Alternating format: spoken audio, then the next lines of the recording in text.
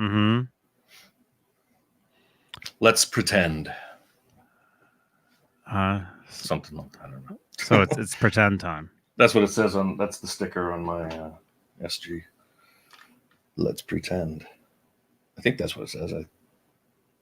I haven't looked at it for a while. Pretend what? Pretend it's a guitar? Let's pretend. No, it's just like let's have some fun. I don't know.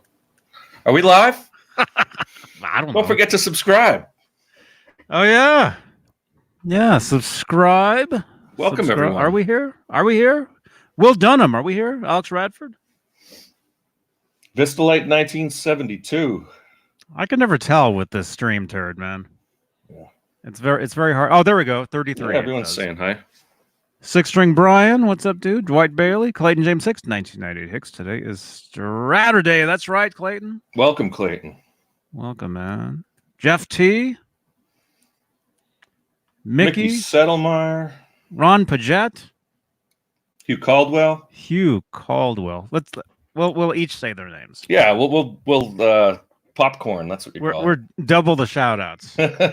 Music Therapy Laz is here. Oh, you want me to repeat or you wanted to go next? Sure. All right, so the Music Therapy is here, of course. If you didn't hear. Mute That Bozo. Mute That Bozo's here. Mm-hmm. Amanda Coombs is here. Let's see who else. Amanda Coombs is here. Steve Carmichael. Steve Carmichael? Something? You got to put a little more into that one. Steve Carmichael? John Moronic.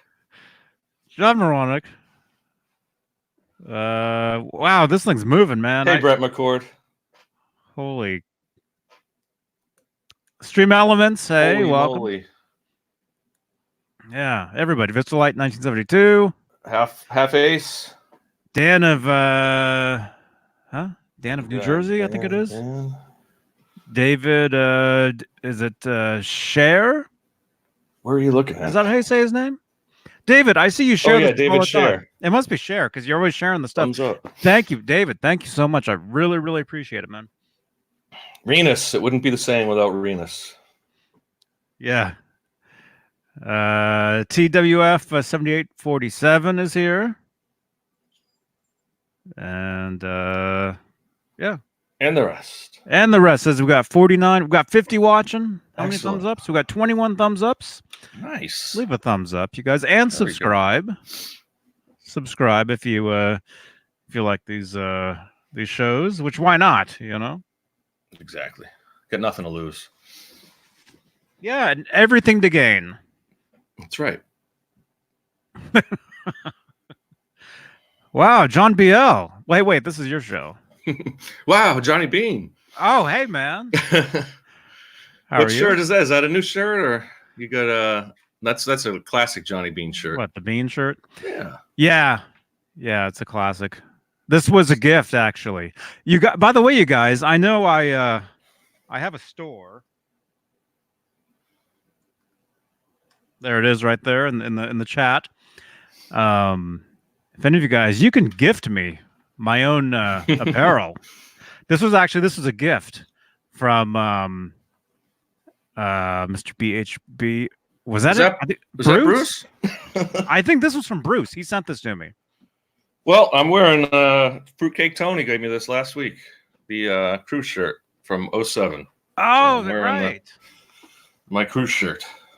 Oh, I had a great conversation with Tony yesterday. We chatted for, I don't know, a good half hour or so, talking all kinds of stuff. He's talking about a lot of the stuff that he has, a lot of the memorabilia and stuff, T-shirts. Go to his channel at some point and check out some of the videos where he showcases all of his collection. There's tons of stuff there, tons of stuff to look at, and an amazing collection. Yeah, thank you again, Tony. A lot of stuff, Tony. Thank you, man. I did see him in there. Yeah, he's in there. Am I early? He says. You're just right on time, Tony. Right on time, man. Right on. Yeah, so I've got a few things I can mention. Right off the bat. This should actually be its own video. I think Well, I mean, we're already live right now, but I should make my own video on this, which I did the last time this was announced. But you know how they moved the Met exhibit over to the Cleveland Rock and Roll Hall of Fame? Right. Right. Yep. I think it closed. What was it? Early October. Caleb was one of the last to go there. I think in early October, and then yeah, Caleb was there. Rob Johnson was there. All those guys. I knew Nesdahl would never make it. Well, me too. I'm close myself. 3 or 4 hours myself, but I didn't make it. But I'm very disappointed he didn't go. Yeah, Nesdahl was the closest. I knew he wasn't going to go over there, though. I knew it. Yeah. But anyway, the cool thing about this exhibit, which I guess it came out today, or I'm seeing pictures of it,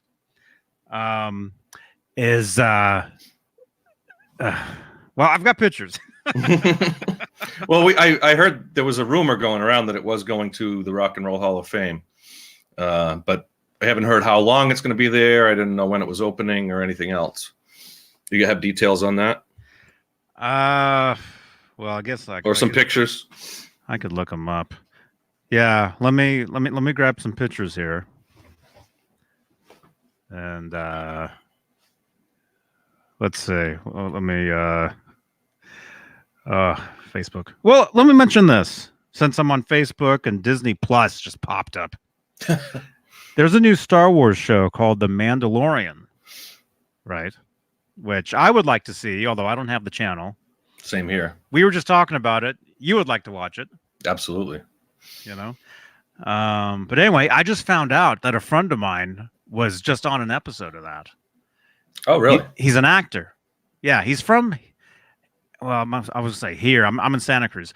When I lived up in Walnut Creek, he was my personal trainer. Oh, yeah? This guy. Yeah. Yeah. So I was going to him for weightlifting, for all that stuff. And getting in shape. Getting in a shape, And this is going back maybe 2012-ish is when this was, when I was working with this guy. Anyway, it was shortly after he was my trainer. He moved to LA to be an actor. And here we are now in 2019. And he was just on an episode of that Mandalorian show. That's crazy. So that's very cool. I wonder if they filmed that at the new Disney exhibit, the new Disney park, because I mean that's it seems like that's really accurate the way I don't think so. The whole cities and everything. They must do it on a studio lot, and there's probably a lot of CG too. Yeah, because actually he filmed his scene I think he said a year ago. Yeah. That was filmed like a long time ago, and that Disney exhibit just opened, this past year. Just opened this past past summer, something like that. Mm-hmm. So anyway, that's pretty cool. Yeah, actually, absolutely. In the chat, anybody watching that show? The Mandalorian? Yeah, I've heard reviews, very mixed reviews. The Star Wars community always has something negative to say, inaccuracies and stuff like that. But I'm always on board when it's Star Wars, and when I get a chance, at some point I'll find a way to watch it, and if I have to get Disney Plus, I'll get Disney Plus. But all in good time. I'm not going to rush into it. It's like when it comes out, and it just came out a week or so ago, so it's like it just came out in the theaters. I'm not going to rush to go see it. I'll go see the new one next month, the real new one, the end of the trilogy or the end of the series. Are you gonna see the new one? Right. Oh yeah. Yeah. Yeah, I will. Although I'm not super excited either, though. No, I mean, but like I said, it's Star Wars will never let me down. As much as I might not movie. I don't know. Just didn't let me down. I got a great experience out of it. So it was a great. I saw it in IMAX. I saw it in one of the what was it? Wired magazine's 10 best theaters to see Star Wars at. Mm-hmm. So that was cool. It's a fairly local theater. That's cool. Okay, let me do this. Let me grab some of these photos off Facebook real quick. and I'll show you some of this stuff. And oh yeah, we're talking about that exhibit now again. The at the Rock and Roll Hall of Fame. Okay, here we go. Here's some pictures. Let me do this real quick. Sorry, we're bouncing in between topics, but That's all right. I mean, what do you guys? It's Straturday night, you know. I should be used to that by now.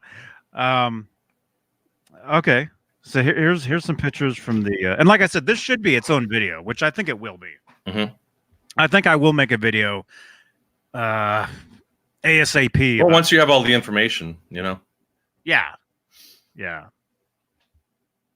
So anyway, they have all the Fender relics on display. Well, you were saying that they don't have the original Frankenstein is not on the new exhibit. Right, the original Frankenstein is not there, but they have one of the 78s. Sorry, this is blurry. There we go. They've got the 79 Bumblebee, and these are the two relics that Fender is offering now. They got those. Oh, here's like a full. Oh, that's so small. Here's like a full shot of that. Right there. Oh, so they do have a Frank red, black, and white one too. Yeah, there is a Frankie, but it's one of the relics. You know, as far as I know, that's what I heard. Yeah. Okay. Well, and those cabinets are newer cabinets, aren't they? Are they EVH cabinets, or are they the old 78? Oh yeah. Cabinets?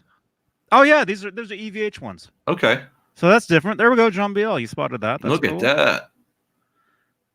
That's cool. So it's kind of and what's the amps in the background there? I saw the tubes and stuff. They're EVH amps. So okay. So it's a modern EVH setup. It's either modern or it could be actually. That looks like that could be his setup, his touring setup. Those amps. See how the covers are taken off? Mm-hmm. I'm saying could be. I don't know if they are or not. They could be. I know it's blurry. Sorry. Which touring setup? The most recent touring setup or the older setup? Oh man, actually there is a thing in the front here where you can read, but it's so small. EVH. Oh, I can't read it. Oh, Eddie Van Halen. It says it's his rig. Mm-hmm. That looks like that could be one of his rigs. I'm looking at it. That could be one of his rigs. Okay. Let's just say it probably is. Sure. And then here's the actual Eddie guitar that's there now. Right here. Oh, okay. So that's the one he played. He played this one live in 13 in 2013. Was it just Japan? I don't know. He probably played it. Well, he had a tendency to use different guitars when they went out of the country. I don't know if that. I mean, I know he did in the 80s. He liked to do that, but maybe he had a different setup back then. Because, oh no, I guess he didn't have the cream relic one. That was 15, right? Right. I think so. Yeah, who knows? Well, anyway. plenty of people know, but anyway, it's late. Yeah. What? It's only 9:30. Well, only 9:30 over there. That is nice. That's so. Did he do the relicking, or was that natural relicking, or as that thing looks beat up? It looks beat up. Yeah, look at this. It looks like the guitar Jay gave to his buddy, but they didn't even clean it. Cool. That's cool. I'm gonna say it's probably relicked. Yeah, probably. I don't know. Or he oh my put gosh, it in a case on the last show, and then look at that pickup. Forgot about it. That's what I was saying. Yeah, unless are they brass pole pieces? No, those are rusted pole pieces. Yeah, that's cool. That's like he threw it in the case after a sweaty last show, and he pulled it out last week. You know, that's possible. Yeah, and these pictures right here, these are thanks to our friends over at Van Halen Photos on Instagram. These are his pictures right here. Show you a couple more, and I'm sure we'll be seeing tons of these coming up. Yeah. Oh no, there's another guitar in the background there. It must be another. It could be anything in the Rock and Roll Hall of Fame. So, I was wondering if like Jimmy Page's rig and the other ones that were in that exhibit went over there as well. I think some of them did. I think a Stevie Ray Vaughan guitar. Look at that. What is that, belt buckle or belt wear or whatever they call that? The back, scratchy scratch. Back rash. There you go. That's cool. Man. Yeah, look at that. Look how rusted that is. Yeah, I don't know. How's Matt Bruck letting that go on exhibit? Although, I mean, the Frankenstein just as bad. Anyway. It's the real thing, man. That's right. It's the real deal. Al natural. Very cool. Oh, my back. Yeah, where are you? There you are. Fruitcake 2013 was Tokyo, I believe. Am I right, Johnny? The Tokyo shows, and that was at the end of the Different Kind of Truth tour when they did Australia and because 2011, their record wasn't even out yet. In 2011, the record came out in 2012. So they toured 2012, and then 2013.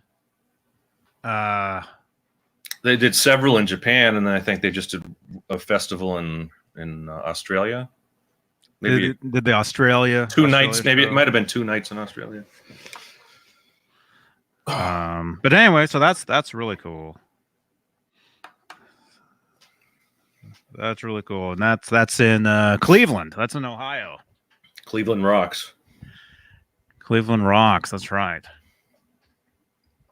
Oh man, remember that show? Did you ever watch that show? Sounds familiar. It was, what was that? Late 90s, probably. Drew Carey show.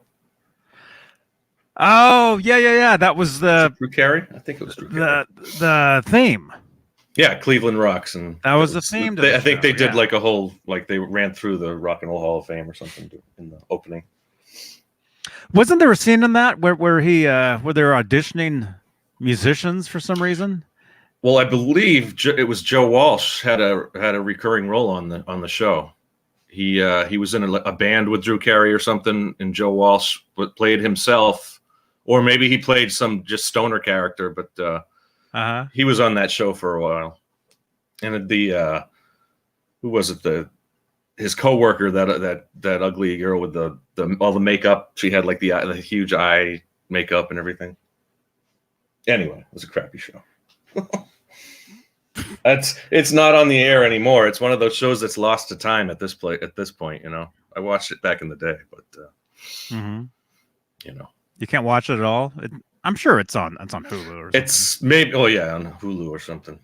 I don't think it's on any Nick at Night or anything. I don't know if that's even a thing anymore. Yeah, Jeff T says Joe played one of his neighbors. I can remember him. He played a lot of guitar on the show, funny. But I don't think he ever talked. I think he was really quiet and he just played guitar. That's cool. Mimi was his coworker. Cher, everyone's chiming in with their. Wow. Yeah, I never really saw that. No. I mean, Tony, is that the EVH line behind me? It is. It's not an official one though. It was a gift. It was a gift from Steve Anderson, and I think a friend of his made it. I don't think they were selling official ones back then. It's better than the official.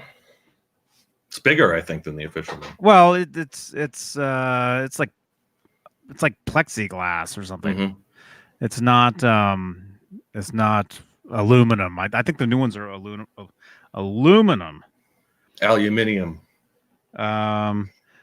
Then I'm getting text messages here. New axe. Huh? Mike keeps telling me, go ahead, new axe. New axe, GNL Blues Boy in Himalayan Blue. This is from TWF 7847. Let's check this out. Oh, that's cool, dude. GNL. Hang on, I gotta stand up one more time. My back. Oh. Oy. All those years of doing guitar lessons in front of a camera where I couldn't see myself, bending down. That's playing those Les Pauls and those heavy. Wow. Those double necks, those triple necks that Johnny Beane likes to play. Oh, yeah. Look at that. That's nice. That's very cool, man. TWF. Yes. TWF. Yeah, man. No, I can't see it either. Well, he said his real name in the thing, but I don't know if he wants his real name out there. But let's just say TWF. This is TWF's. TWF. That's cool. That's a nice looking telly. Brand new guitar right there. That's just my style too, with the neck humbucker. Mm-hmm. That's my style there, man. Very cool, dude. Yeah, Charlie S. That's right. Yeah. Slash and Rick Nielsen were in an episode. Mm-hmm. That's what I was gonna say. I remember there was an episode where he was auditioning musicians or something. Yeah, it's all coming back to me. I was going to say, Mike wanted me to show my SG. It's a 05. It's nothing special. It's a pretend guitar. Actually, it is a special. It's a SG special. Is that right? Yeah, I think it's called an SG special with the super dark Gibson logo. Well, I can't even see it. It's so dark you can't even see it. Is that USA? Yeah. Let me. Nice, man. Made in USA. Made in USA. There's the serial number, and it's a neck repair. There's a neck repair. There's a neck repair on there. Did you bust that up? No, I got it from eBay, and I wasn't aware. But oh no, it took me a good week or so to find the break. I was like, maybe I should inspect this. I pulled it right out of the package and started playing it, and maybe I should take a really good look at this. But so I liked it. At that point, I already had it, and I liked it. The listing said nothing about the break? No. I wonder if they knew about it. It's a good repair. You're like, this guitar is in excellent condition. You can see exactly what happened, because if you look at right up at the top around here, where is it?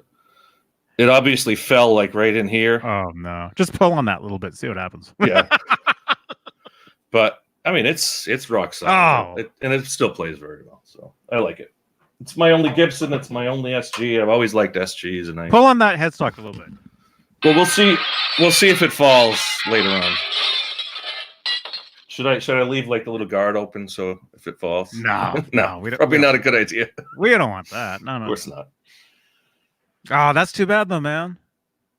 No, I could have fought it. I could have fought it, but you know what? I'm not like. You said fought it? Fought it. I could have fought it. I could have fought the guy that sold it to me, but whatever. I got a good deal on it, so. Well, that's cool. Buyer beware. How long you had it? Oh, I've had that for, I don't know, 5 years anyway. About 5 years probably. And no problems? No. No, and I brought it to a couple different techs who have said, haven't even noticed it, and when I pointed out to them, they're like, "That's a good repair." So it may not have even broken off; it might have just cracked, and they probably put some glue in there, or however they do it. Glue.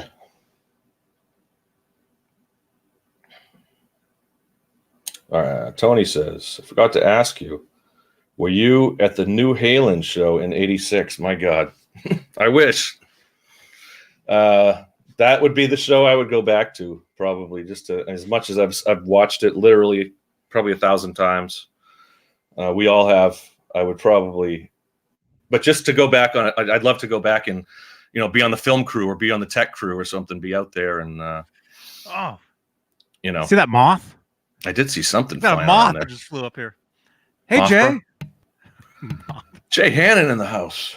Hey, man. How's it going, boys? 708. Welcome.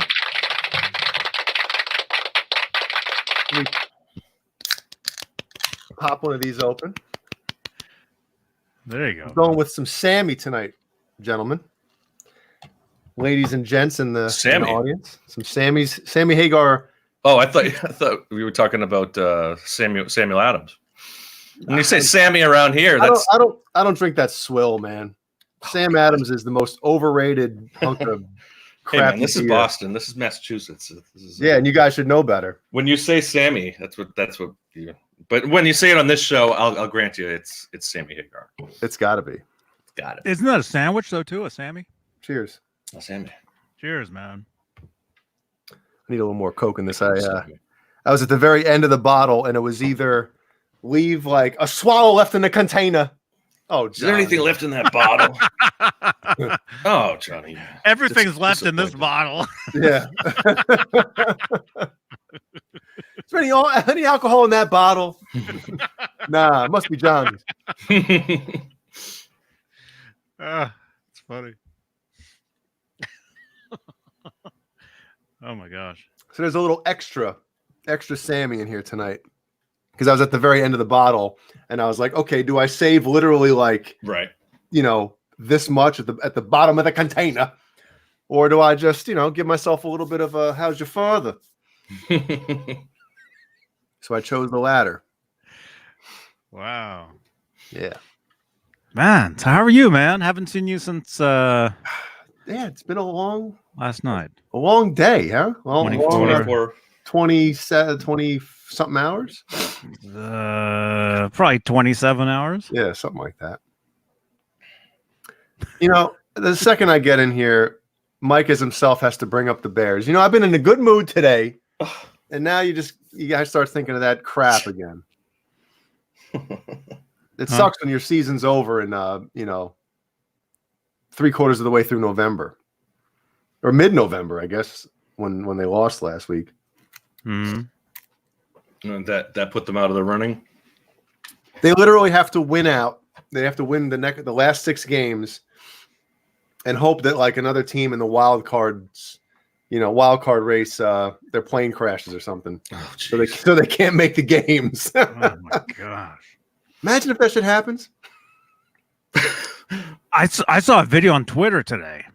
Somebody posted a video. They were flying. They were in an airplane, and they're filming the wing, and there was fire coming out of one of the engines.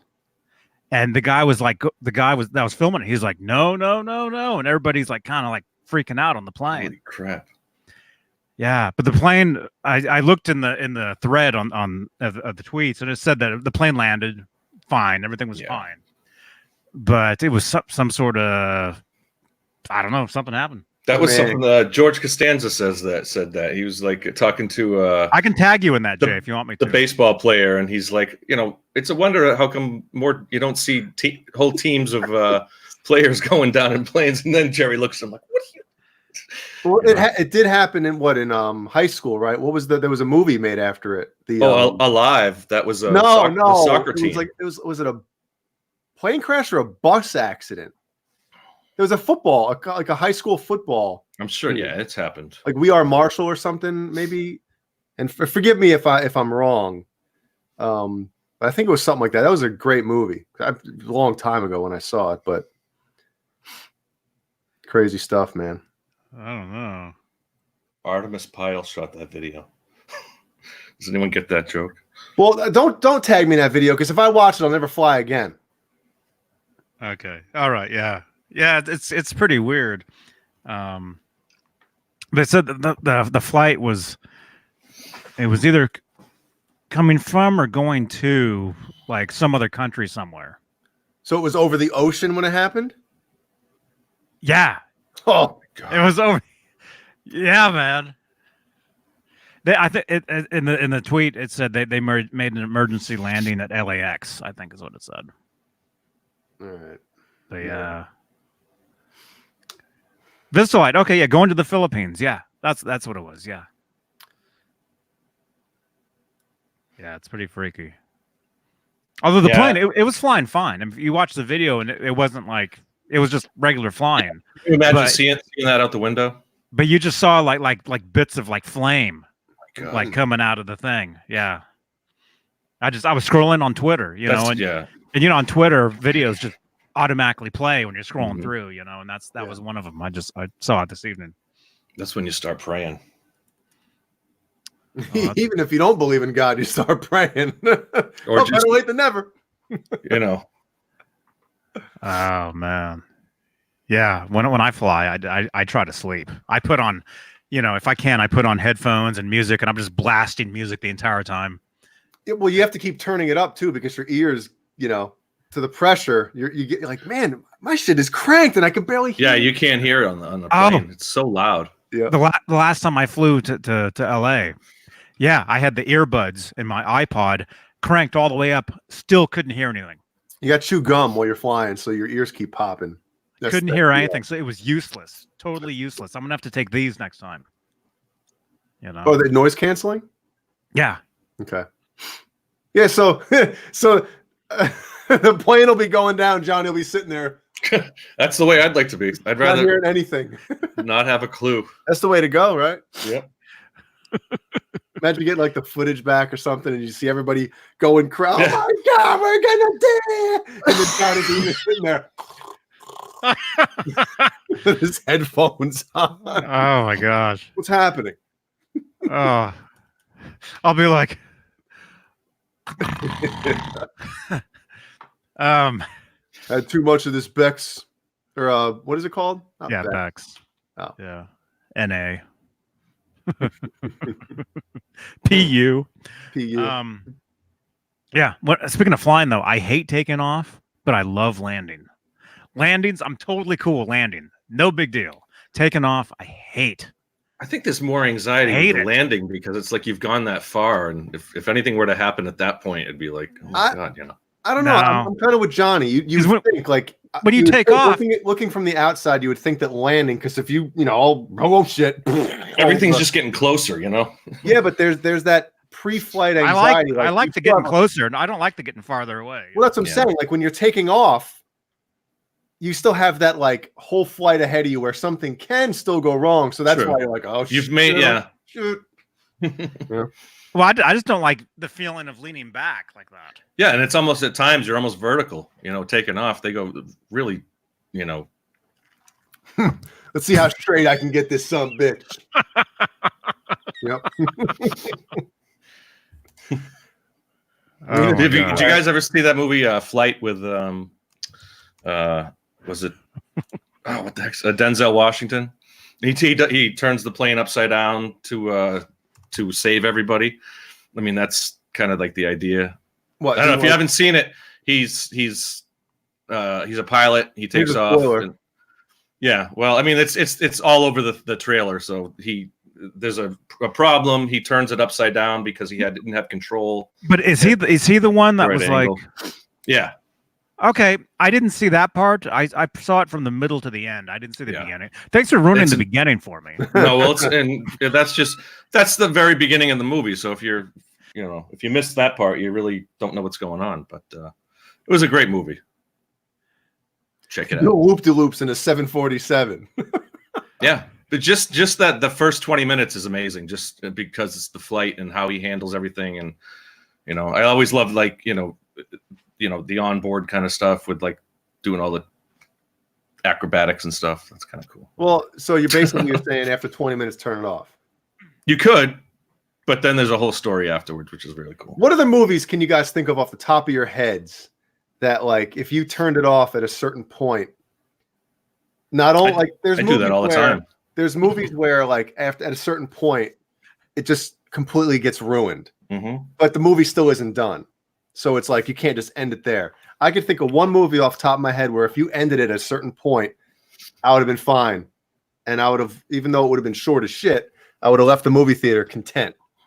We can talk about songs like this as well. Sure. Yeah. Well, I mean, think of something like Empire Strikes Back. Empire Strikes Back has the big, battle at the beginning, and then it goes kind of into a lull for a little while when Luke's training and everything like that. But then the end is awesome because they win. The end is, but the middle part is slow. Well, I could think of, and people are probably going to bust my chops over this, but the Halloween 2, the Rob Zombie remake. I wouldn't really call it a remake, more of a reboot. But that movie, if you guys seen Halloween 2, the Rob Zombie ones, nope, dude, the first 20 minutes or so. You've seen the original. Johnny hasn't seen any of the Halloweens, right? Halloween I've 2. seen the original, long ago. The original Halloween 2 takes place in the movie theater. It takes place in a hospital. In a hospital. See? Virtually, yes. And it's right after the events of the takes first place one. right after. I love sequels that do that, by the way. I love sequels that what? I've been watching. I started watching. I watched maybe an hour's worth of Halloween 2. But I think it was the made-for-TV version. Oh. And it's on YouTube, so it's every 10 minutes it stops and then starts.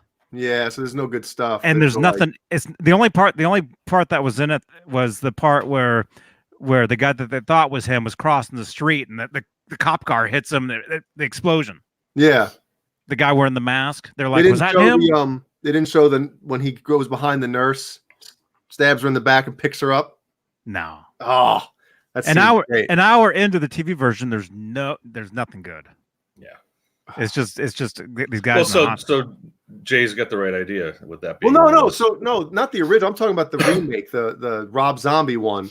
The first 20 minutes or so is the hospital, and it's friggin' scary as hell.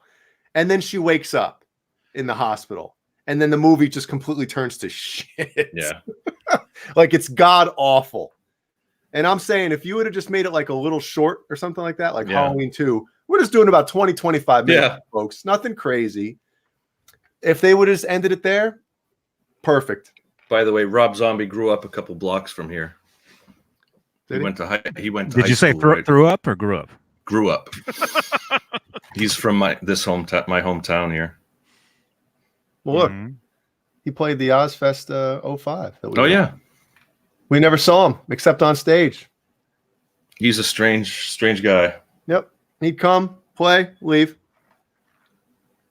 Probably go back to his movie set because he's got a lot of stuff going on. He's still putting out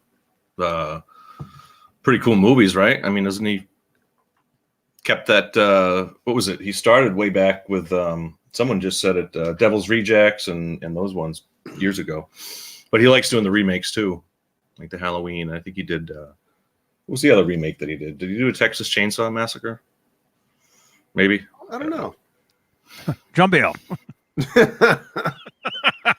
What were we talking about? Movies you could stop halfway through. Well, maybe not stop. Or songs, even songs too. But great movies that you're halfway or 3/4 and you're like, this movie is awesome. And then they do something and you're just like, oh my God, why did they do that? They just ruined the whole movie. Anybody in the chat? No. Nobody could think of anything? I can't think of anything. Usually if something's good, wasn't Bill and Ted's 2 kind of like that? It was just a weird movie. It was I like it. It was like a complete different, two different stories, didn't it? It kind of really I don't know about took a left turn after two entirely different vibes when you're watching the movie. Like you get good feelings when you're watching Excellent Adventure. It's all positive. Isn't it like you're in hell and then you're in heaven or on earth or back on earth, right? It's just it's a real fantasy in the second one. The first one it's obviously time travel, but it's real life. The second one it's what the hell? But it's still cool,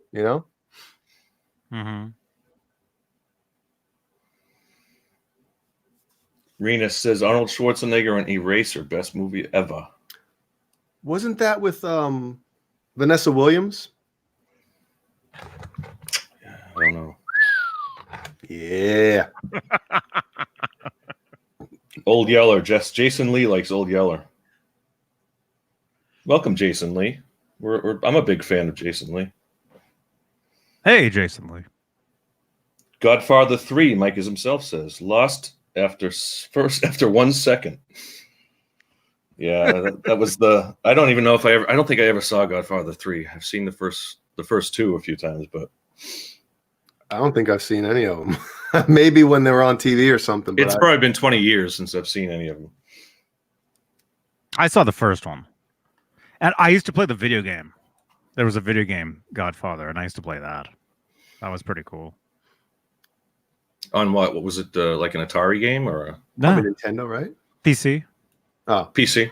PC. Yeah, it was basically, I'd play that. I'd play Scarface, that game, and they're basically kind of Grand Theft Auto type games, where there's a plot line of stuff to do, or you can just travel around and just raise hell. You know? And that's the fun stuff. A lot of pretty much like the movies were.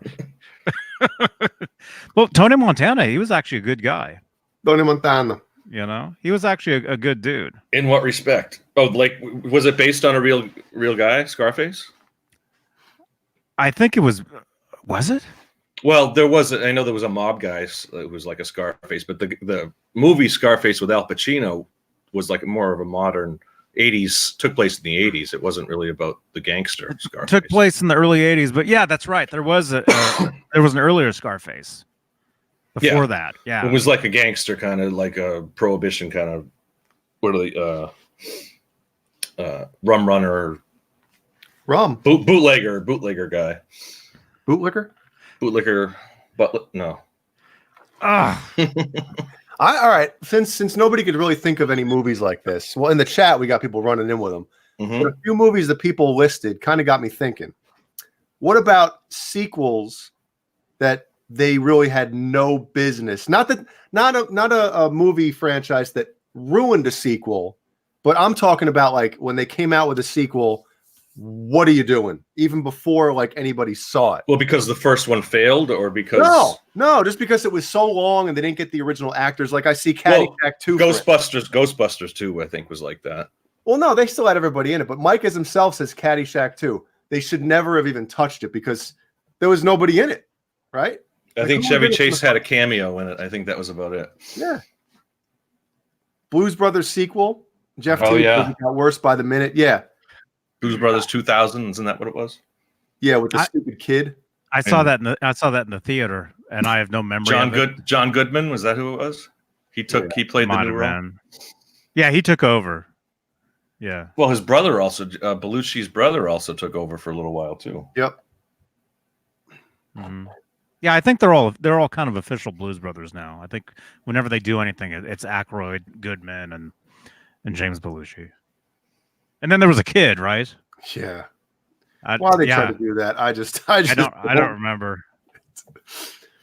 They do a lot with like the superhero and like the Transformers movies and stuff. Like I understand when a director or a writer wants to put their little spin on it to make it theirs.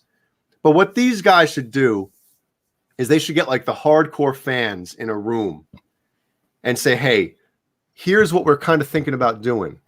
What do you guys think has to be in this movie? And what if we change this? Will it completely ruin it for you? It's even like the new Star Wars movies too. Like the Solo movie was, not nowhere near up to the standards of the other ones. Mm-hmm. I mean, in most people's opinion. Like yours? According to many. I've never seen it, but I didn't hear great things about it either. Music therapy, Laz. Thank you very much, man. Just because you guys are funny as fart. Blank. Fill in the blank. Funny as rum. Funny as rum. Oreo cookies. Funny as NA. Whatever that funny. means. I don't know. Renus Pinkle, yes. Home Alone 3. Not American. Entirely correct. Yeah, there was a totally different kid in that one. Yep. Oh, Karate Kid 4 or Karate Kid 3 had the what's her name? The girl, right? Yeah. Who was that? The Boys Don't Cry girl, wasn't it? I don't know who. John B. The Boys Don't Cry girl. I don't know. Whatever. Oh yeah, I know who you're talking about. Yeah. Hey man, you ready? Think of it. Hey, dude. Hi, kids. Hey. Hey. Neander Paul's here. Oh, welcome. Hi, kids. And Ace or Yeah, Ace. this is Ace. Ace Ace has had a very big day. I've had him for just a little bit over a year. I rescued him about a year ago, and I've been crating him. I've been crating him for most of the time, so that because when I leave him for like work and stuff like that, I don't want him to fuck up the house. And how old is he? Probably somewhere around 3. Oh, okay. I don't know, somewhere around 3.5. And I've been crating him because he gets sort of separation anxiety. And today, I let him out for a couple of station things. I had to do some stuff for work, and he didn't eat anything. He didn't chew anything. He didn't do anything in the house. So you left the house for a while, and he was a couple of times, good out of the cage. Great. Yeah. So that might be the end of the crating for Ace. Of course, I say that now. I'll probably wake up covered in pillow dust. So how about the other one, Lemmy? Do you leave her out? Yeah. Nah, Lemmy's fine. She's great. So Ace sees Lemmy like roaming free during the day, and he's locked up. Hey, wait a minute. What?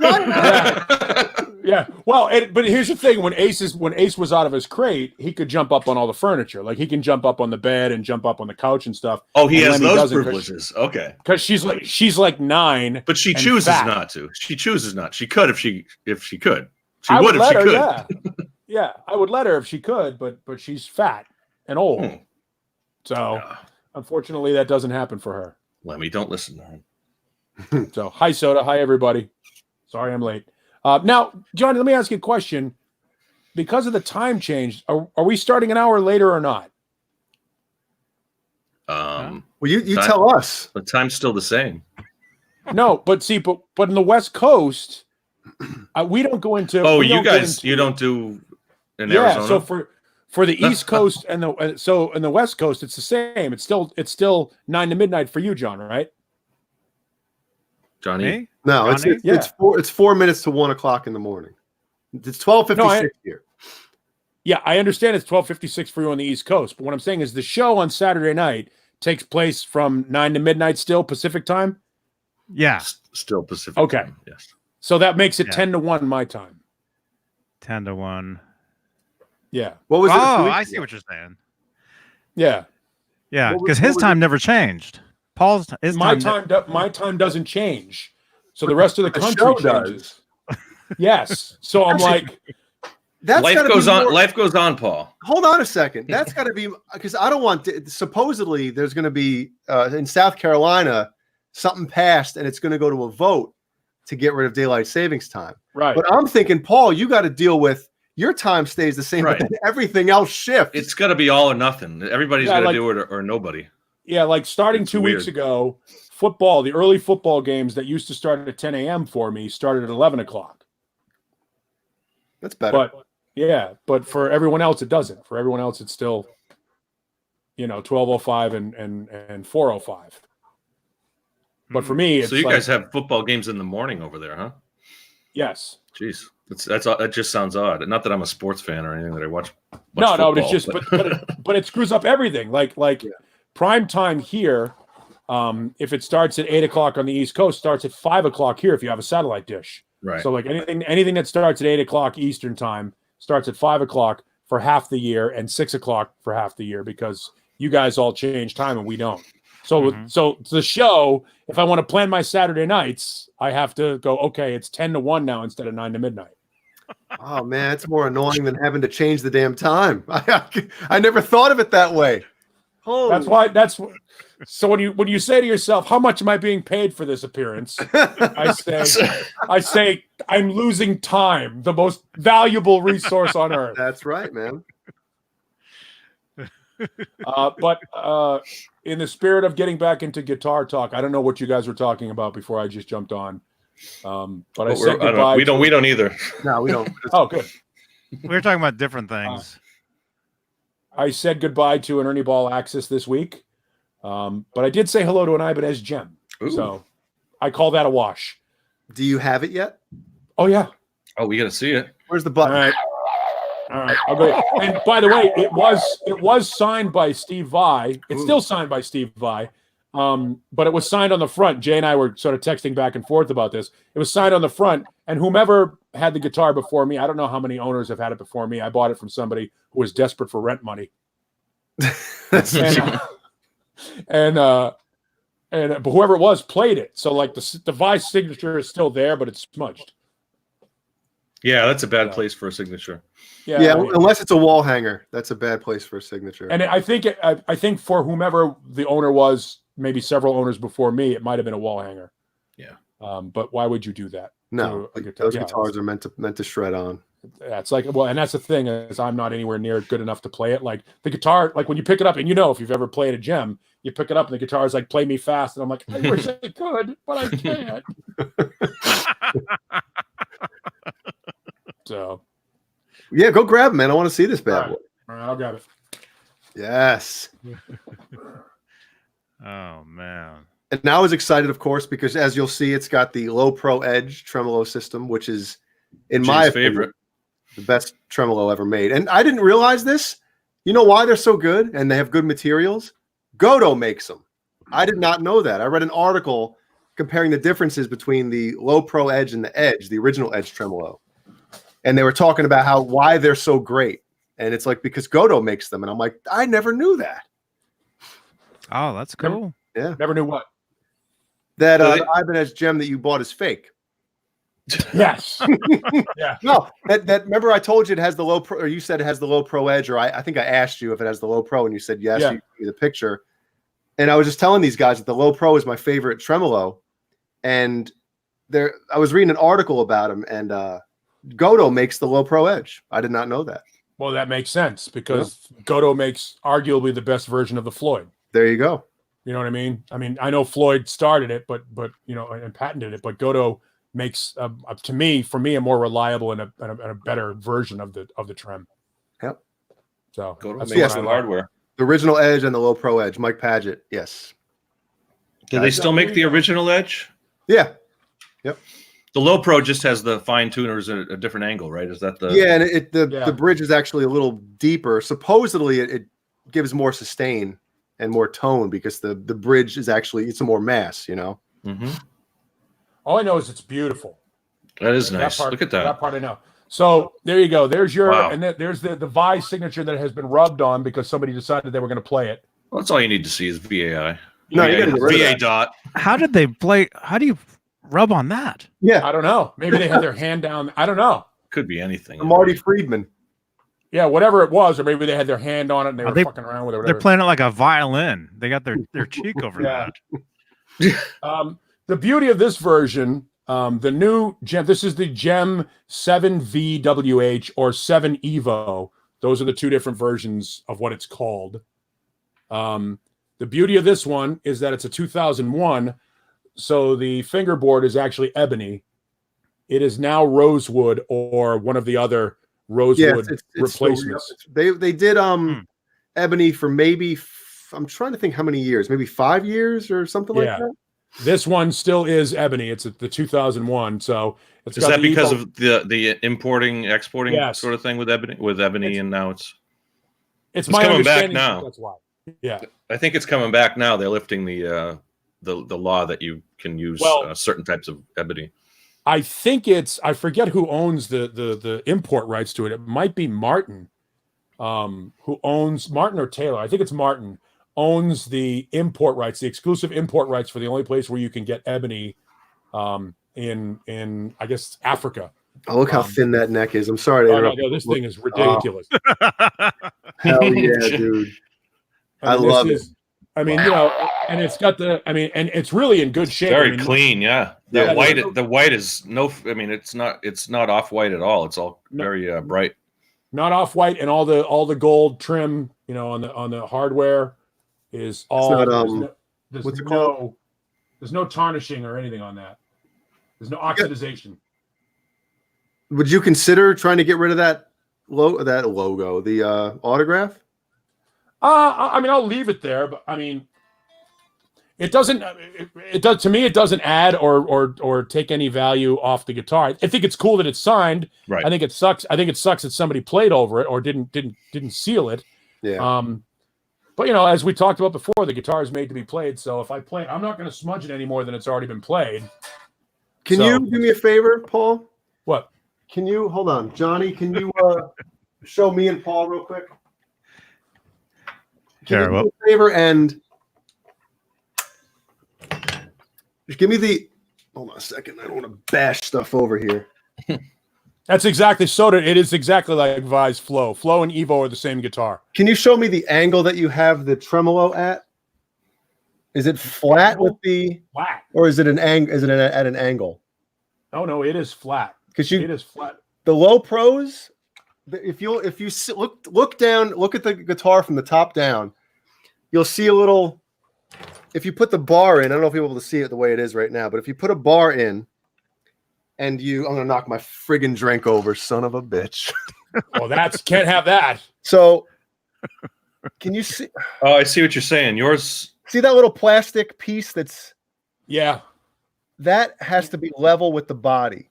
These bridges are made to be at a slight angle, so the saddles are even with the body. You can see the angle there, yeah. So it looks like it's at an angle, and a lot of people don't realize that. So it's the bottom of the edge. Oh, that's still at an angle though. See, this one is set up. This one is set up in D. Well, that shouldn't matter. That doesn't matter. See that little plastic level thing? See that little plastic block that's down in there when you do that? Yeah.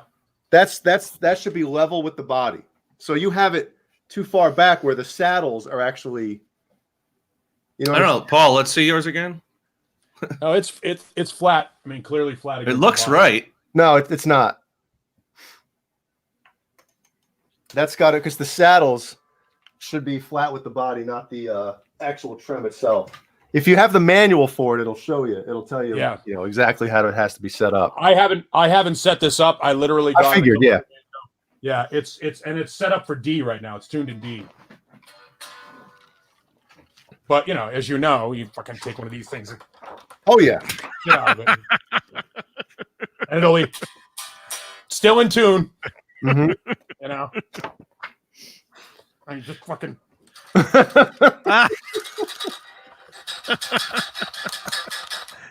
There we go. There you go, man. You can play fast. See that? Yeah, just. Yeah, no, it's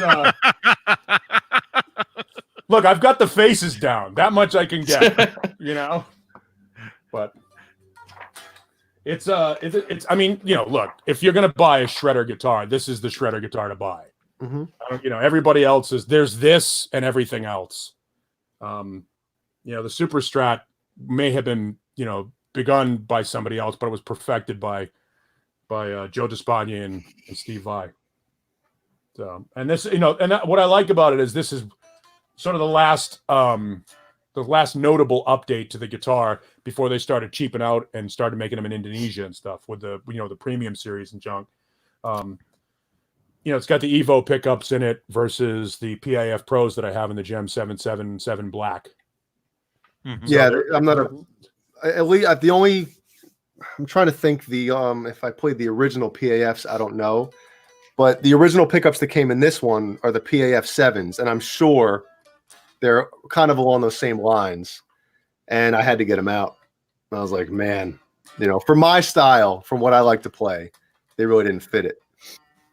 Yeah, the PAF Pros are sort of legendary pickup for these guitars. Whatever they did right. Yeah. And then look, I mean, even the cheap Gems are still pretty good guitars. The Gem Juniors and stuff like that, except for the 555. But most of the Gems are just well-made guitars for what they are. It's a shame that they only make that. His signature model is the only Gem that they make in Japan anymore. It's like you said, the premiums for that much money. What are they? $1,600 for a premium Gem? Yeah, and they're Indonesian. That's what I'm saying. That's too much to pay for an Indonesian-made guitar. It really is, man.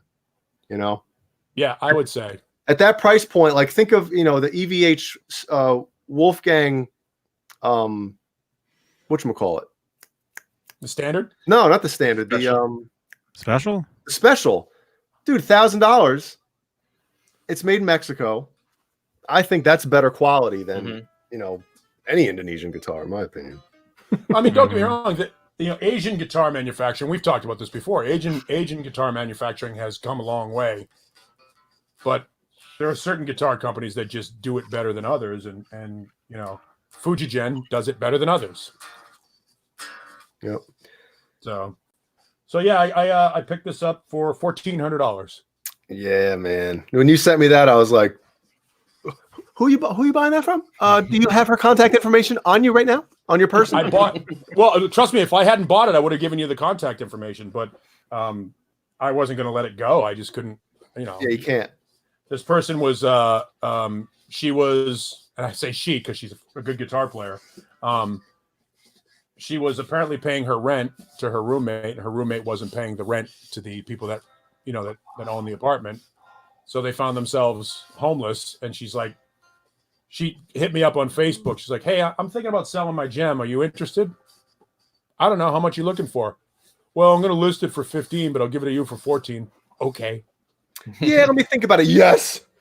And did she say, and by the way, I need a place to bury the body of who didn't pay the rent after I gave her the money? Well, she was less than happy about it. It's actually Dane, our friend Dane from Zim's Guitars. It's his guitar player. And she made me keep my mouth shut for a couple of days about it. She's like, "Hey, do me a favor. Don't tell anybody you have it yet, because I haven't told the band I'm selling it." Oh, don't go on the Johnny Beane show and tell everybody that There's nobody watching that. Ace wants to play. her bass player's watching it. Like, wait, son of a bitch! Yeah. I know that guitar. And I'm stoked that it's the ebony board too. Yeah, I'm with you on that. Yeah. So those are more rare now, especially Mm-hmm. So saying goodbye to the Axis wasn't that bad. Wasn't that big a deal. I mean, essentially, I got 13 for the Axis and paid 14 for this, so I'm out $100. Okay, you're not That's a good trade. That's an upgrade, I would say. Yeah. Mm-hmm. Plus, the beauty thing about this is, if anybody breaks into my house, I can punch him in the face with a guitar. Oh, you want this guitar right here? This guitar? Yeah, that's the funny thing is, like, someone's got to do that. You got to do like a boxing thing with the monkey grips. I have a decent sized paw, sword fighting, and this thing was obviously set up for Vi's hand. I got a good sized hand, and it's still too small to fit in this monkey grip. Like, Vi's hand has got to be like friggin' Wolverine.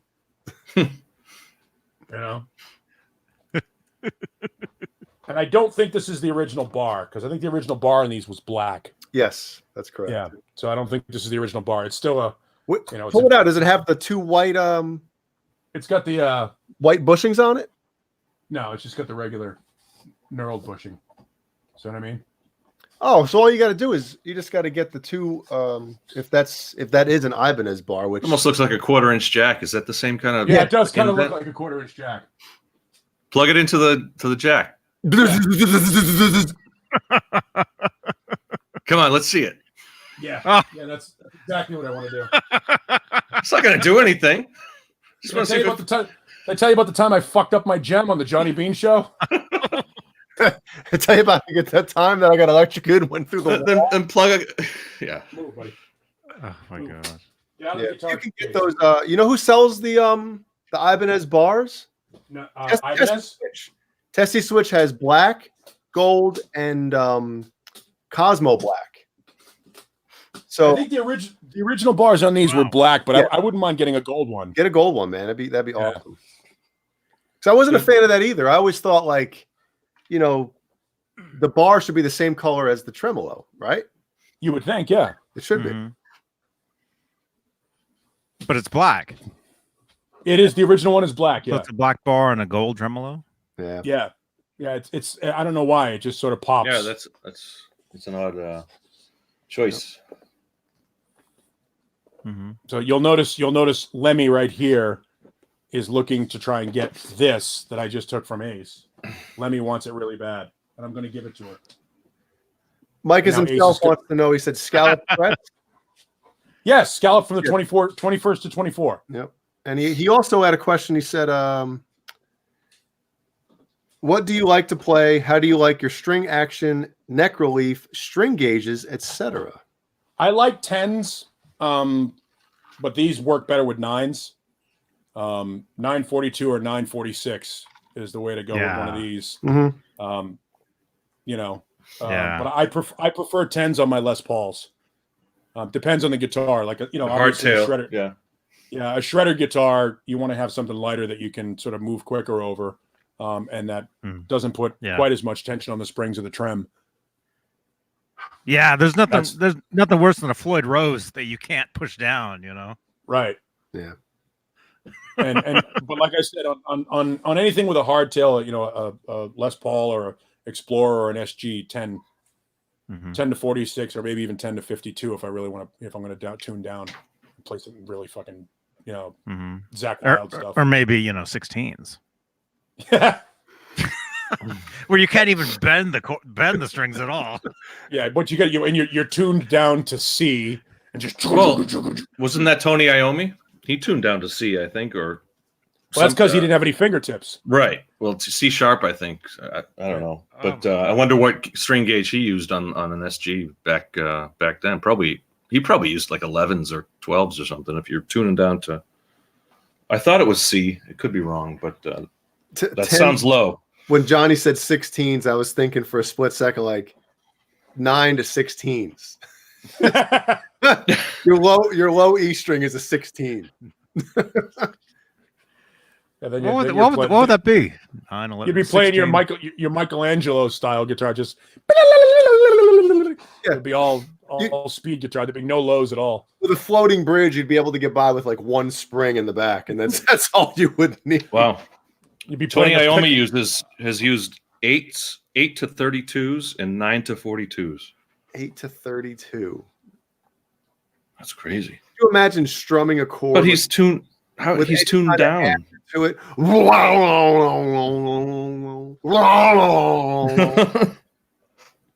That's how he's able to do that beginning of Iron Man. You know, Yes. Somebody in the chat. What is he tuned to? he's barely touching it. It's like, right. That string is flopping like a rubber band, like a big Donecker, you know, hanging in the breeze. That's right. He's Mike himself says he used banjo strings back in the day. I use 7s. I use heavy strings. My low E is a 32. I'm not Iron Man. I got some strings, some Zakk Wylde strings. E flat, Rena says. Who used to make them. But I think his low E was a 60. Just retarded. Yeah. My low B is a 56. Ugh. So you could just imagine what that feels like. I mean, you wonder why those necks always need to be adjusted if he's dropping 60s on the thing, but then he's tuned to fucking, you know, C sharp too, to try and keep his voice from sounding bad. Because when I think Zakk Wylde, I think, what a set of pipes. I saw somebody posted a live show from the late '80s with Zakk Wylde when he looked like a kid. My God. So what year did he start with Ozzy? Was it the No More 88. Tears album or No Rest for the Wicked? 88. No Rest for the Wicked? Great album. Yeah, it's one of probably Ozzy's most underrated record. There's some great stuff on that album that just, you know, I mean, the two songs that people know are Miracle Man and Crazy Babies, but there's a bunch of really good stuff on that record. Yeah, that album's really good. The guitar tone is killer on it. Killer. No, I mean, Zakk saved Ozzy's career on that record. Because when that record came out, you know, The Ultimate Sin was a decent album, but it wasn't Bark at the Moon, and it certainly wasn't the other two before that.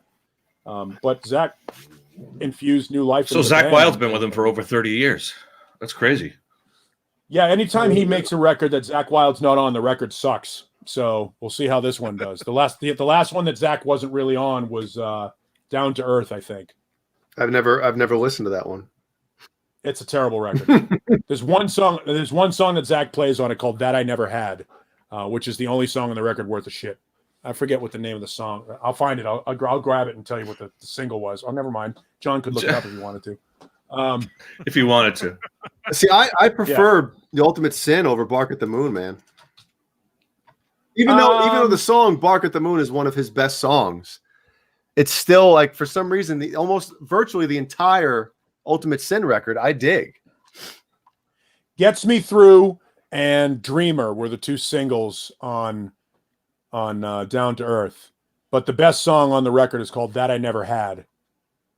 And Would you say that Trujillo played bass on the record. Would you say that was 88? No, the Down to Earth was 2001. Oh, okay. But Zach played on only a couple of songs on the record. It was a Joe Holmes record. So, but the 1980 John Holmes record? John Holmes record. Yes, it's John Holmes record. The record was long and thick. Extended play. Yes. Yeah. It was very, very it was a double album. Double album. 15-inch scale. yeah. Yeah, it was LP. an EP, extended penis. Long playing. Or LP. Yeah. Double LP. Oh my god. Yeah, but No Rest for the Wicked actually might be my favorite start to finish Ozzy record. It's great. Yeah, I'll be honest. I really only know the radio hits, like, you know. Oh, you got to dig, some man. of the couple. The only Randy hit is Crazy Train, isn't it? Or Crazy Train and no, the first two records. I mean, you got. Yeah, but what were the hits from that?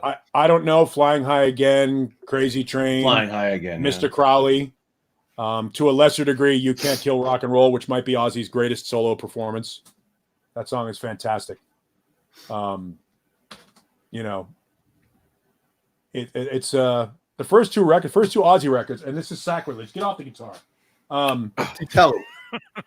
This it's in the case, but he's got a sock. This is the only. Yeah, that can't happen. Can't be standing on the guitar case. He's standing on the guitar case. So I'm like, get off that. The first two Ozzy records, and it's sacrilege to say this, but I find Randy's tone almost unlistenable. His playing is phenomenal. All do. Yeah. We've talked about that before. Just listen to Crazy Train. You listen to the rhythm tone, and then he switches to the solo tone. The solo tone's great, but the rhythm tone's. Let's not get started on Randy Rhoads here, because otherwise I'm going to be beaten up. Well, I'll say it so that you don't have to. Overrated. Yeah. Overrated. You don't have to tell me. The records he was on with Quiet Riot are terrible. If Bob Daisley doesn't write the first two Ozzy records, I think Randy Rhoads is a footnote. His playing is phenomenal, but he didn't write the songs. Bob Daisley wrote the songs. Well, I don't even know about the soloing, yeah, but in my opinion, this is my opinion. Everybody, don't come try to find me. In my opinion, if you're going to be considered a great guitar player, you can't be a sloppy rhythm player. Okay. So, there you go. I agree with you. I think, the reason why I say Randy was overrated is because the book is unfinished. When you look at his entire catalog, that's just it. Exactly. It's two records with Quiet Riot that were terrible, so bad that CBS Records still hasn't released them in the United States. And the two Ozzy records, and then the one live album, obviously, that came out long after the fact. Tribute, but, right? Yeah. So you've got the first two Ozzy, Blizzard of Oz and Diary of a Madman. There's some good stuff on those records, but yeah, there's some good stuff. But we don't know. We don't know what he could have been. I know. So I think Death was a great career move for him. How old was he? Holy wow. shit. Oh my gosh. It was. No. Look, and same thing with Dimebag and same thing with Cobain. Oh my god. Those guys, they're bigger in death. They're immortalized. No, they're immortalized. No, I don't agree with the Dimebag thing, because that he already had a library with Pantera and a career where it's like they were through at that point. He was, it wasn't like they put out Vulgar and Cowboys and Vulgar, right, and he passed away. Like, yeah, Pantera had sailed by the time that happened. I agree. And Dimebag was, like I said before, to be considered a great guitar player, you got to be a great lead player and a great rhythm player. And Dimebag was both of those. I never said Mike is himself saying you can't wish death upon anyone. I didn't wish death on him. What I said was, it happened. I'm not happy it happened. What I'm saying, I'll give you a great example. Today, I'm out doing some stuff for the radio station, And kid comes up to me and he's like, he's a high school kid. He's a high school hockey player they were doing like a food drive. And he comes up to me and we were playing Queen. And he's like, man, Queen is so awesome. Queen is the greatest band. Queen is this. I'm like, first of all, Queen was never huge in their prime. They're bigger in legend than they were in real life. And the same can be said for Pantera. Pantera was a great band, but they were never an arena headliner. They played theaters and they played festivals, but they were not a band that could go out and headline the Enormo Dome. Never. Never. They were borderline extreme metal. They were the biggest band that was ever any kind of close heavy to their heaviness. Can I say that again? God. No. Take two. Rage Against the Machine was bigger. The style that they were and how heavy they were, they had no business being as popular as they were. Well, they were the only band doing it at the time. I'm just saying, you got to give them credit. I'm not saying they don't. Again, what you're hearing is that I don't think they're a good band. They're not. They're a great band. They're not as great as they are billed. They're just not. Well, I think Vulgar Display of Power is arguably the best heavy metal record. I would say they're one of the best, the top five, and at the very least, I would say top three. Justice, thrash, and metal bands. You'd say Pantera is one of the top three metal bands of all time. No. That, in my opinion, Vulgar Display of Power is one of, in my opinion, top three metal album of all time. In my opinion, could be.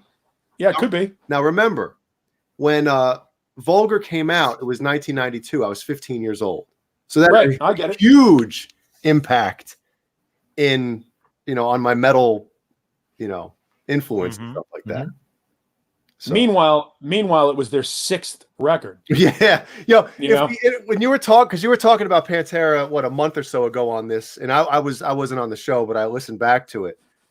And if YouTube and the internet was around when Pantera broke, there would have been footage and music released and pictures of them in doing the glam thing, and they would have been ruined. Yeah, their career would have been over.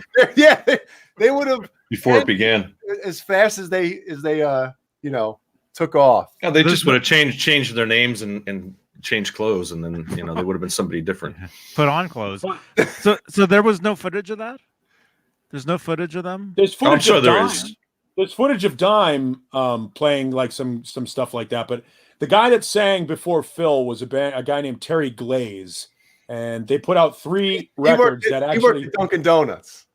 Well. Actually, Terry would go on to sing for a band called Lord Tracy, and I know this because I have the album. A terrible band called Lord Tracy, who were, I believe, sued by Tracy Lords for using their name.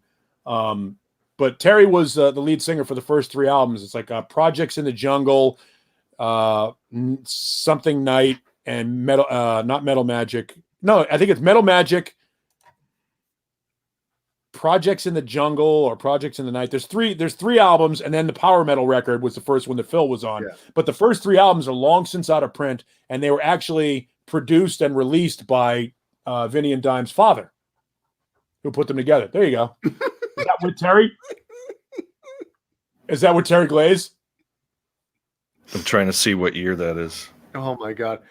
But yeah, there's pictures of them with Phil on the Power Metal, and there's before Phil Anselmo. I saw them on the Cowboys from Hell tour. They headlined over Testament and Wrathchild America. By the way, if you're looking for a thrash band that didn't get anywhere near the amount of attention they should have got, Wrathchild America is the band. They went on to become Souls at Zero, and their drummer was a kid named Shannon Larkin, who's pretty good. Yeah, Wrathchild had some good stuff, man. Wrathchild was a great band. 2 albums, Climbing the Walls in 3D, and then they went on to become Souls at Zero. And they put 3 records out as Souls at Zero, and then yeah, hell yeah. Yeah, they were. I mean, Wrathchild is a fantastic band. There's something, if you can find those albums, well worth picking up. He's still playing the Deans even back. Oh yeah, he won that guitar when he was how old? 15 or something? 17, I think. 17? Did it in a guitar contest. Yeah. Yep. Is that the one with the kiss stickers? No, well, that was a tobacco burst, wasn't it? If I can remember correctly, I think his dad bought him the the one with the lightning bolts. He won that one that John BL. If I might be getting this. I'm sure there's better pictures. John BL. It was a Washburn. Yeah, right. What? The original one, I think the original one was a Washburn. No, the Dean from Hell. That's the one. But what, the lightning bolt you're saying? Dean from Hell. The Dean I think from Hell. I think this is the one that he had Kiss on right here. Hold on. There's Kiss stick. I can't find a good picture of it. I saw the actual guitar at NAMM. They had it on display.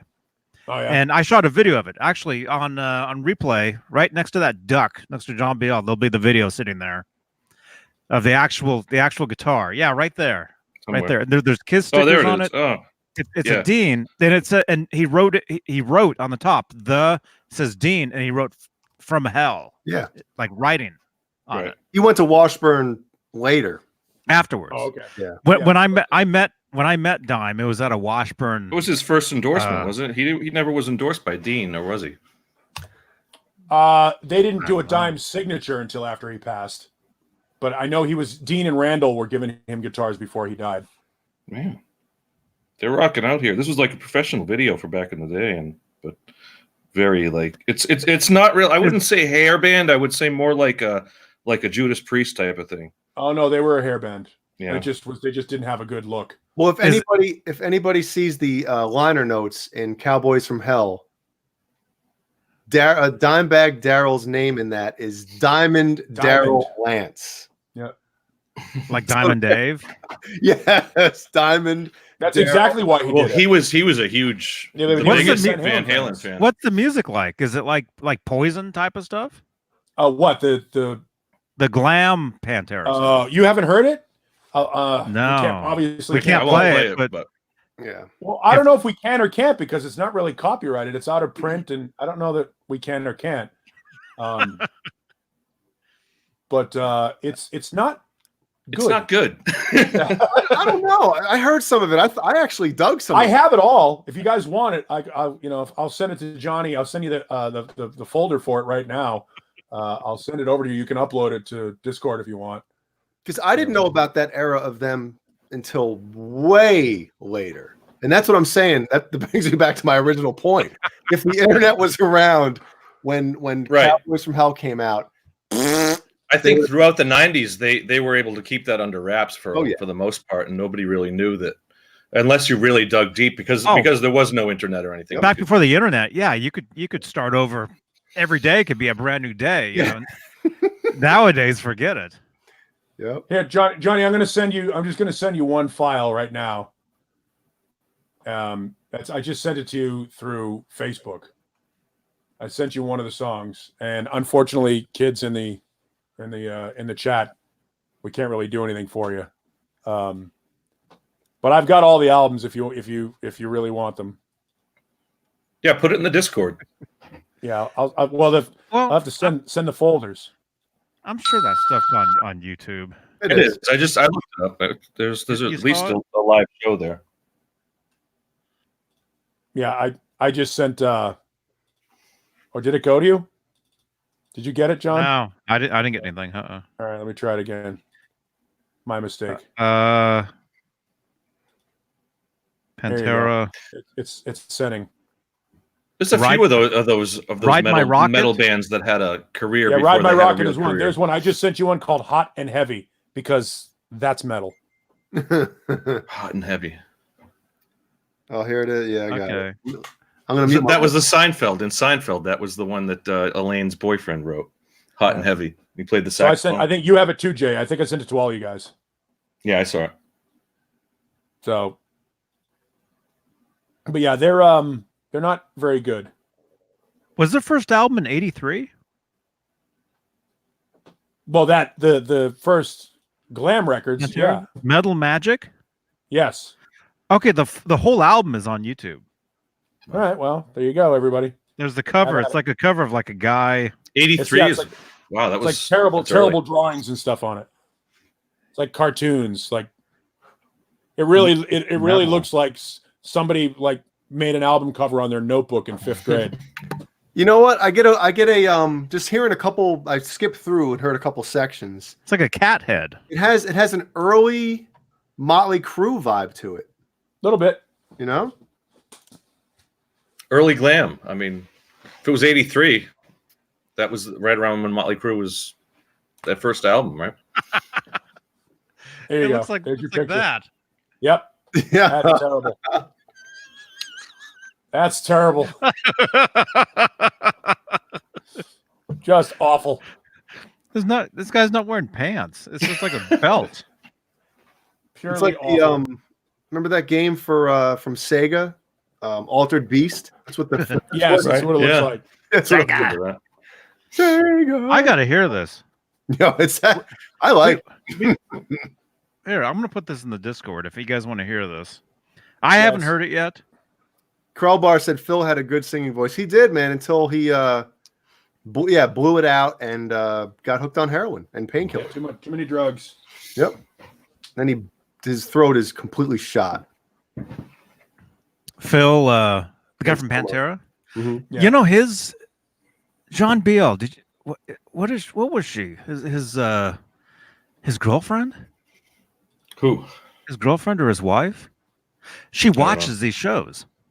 Oh, does she? Oh, Yeah, she's in the chat sometimes watching. Miss Anselmo. How are you Yeah, doing? Oh, that's nice. it's true. It's the truth. Mrs. Anselmo. His brother runs one, or used to run one of the best haunted houses in New Orleans, called the House of Shock, and it's a fantastic, haunted house. It's very, very gory, very Hollywood special effects. I did a bit years ago called "Tickle Me Anselmo," and That's awesome. yeah, it was if you go to Neanderthal.com and you look in the radio parody section, it's there.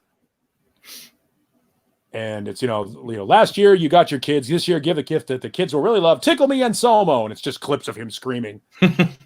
I'm like, give the gift that some folks say Rob Halford's been giving it to for years. And that joke didn't go over very well. No, I bet it didn't.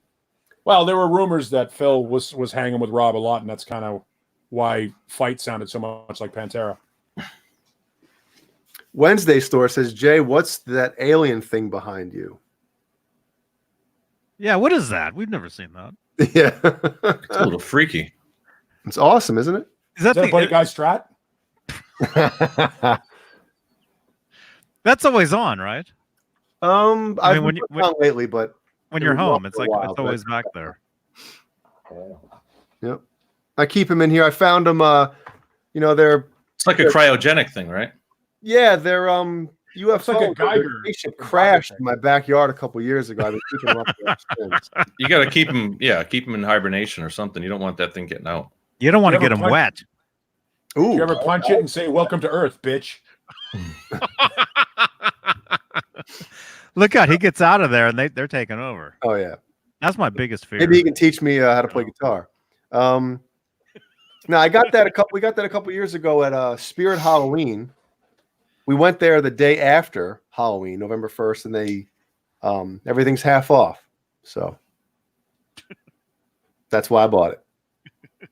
We saw it. We went there a couple weeks before Halloween. We saw it, and we was like, they had five of them left, and I'm like, man, this thing is like, I forget how much it was, like $180 or some shit. And I was like, there's no way I'm paying $180 for this thing. So we went back day after Halloween. They still had one left in the box. I'm like, $90, I'll take it. So, uh-oh. That's a thumbs up. You like the drum set there, boys? Is that Ellie's? That's Ellie's drum set. Yep. You've been rocking out on that, or Is that she a Hulk been? Hogan on top of the kick? Yes, it is. Yep. I had to bring Ellie's drum set up because we have to turn the playroom into a little so-and-so who's on his way. We have to convert that back into a bedroom now. So Little so-and-so. there. Have you been up to the devil's work? Oh yeah. The Yep. devil's work. Jeez, making it sound so. He's gonna. I'm So sure he's steamy. gonna come out like a devil. You know. Like they always say that no matter what you do, your kids are going to be different. Because me and my brother, we were very close. Virtually all our lives, but we're totally different people. but we get along, And Ellie is like very smart and very nice and kind and just, very clean too. Like she was playing with something the other day and it was all over the floor. And then all of a sudden she's like, I want to play with whatever the hell it was now. Without even telling her, she went and cleaned up everything she was playing with and then got the new stuff out. I'm like, holy shit. Well trained. So I know this one's going to come out and he's just going to be me, Oh, and Ellie's going to change too, I'm sure, once the new. Oh, God, I hope not. I hope not, man. Kids. Gotta love them. It's crazy. No, you don't. It is crazy.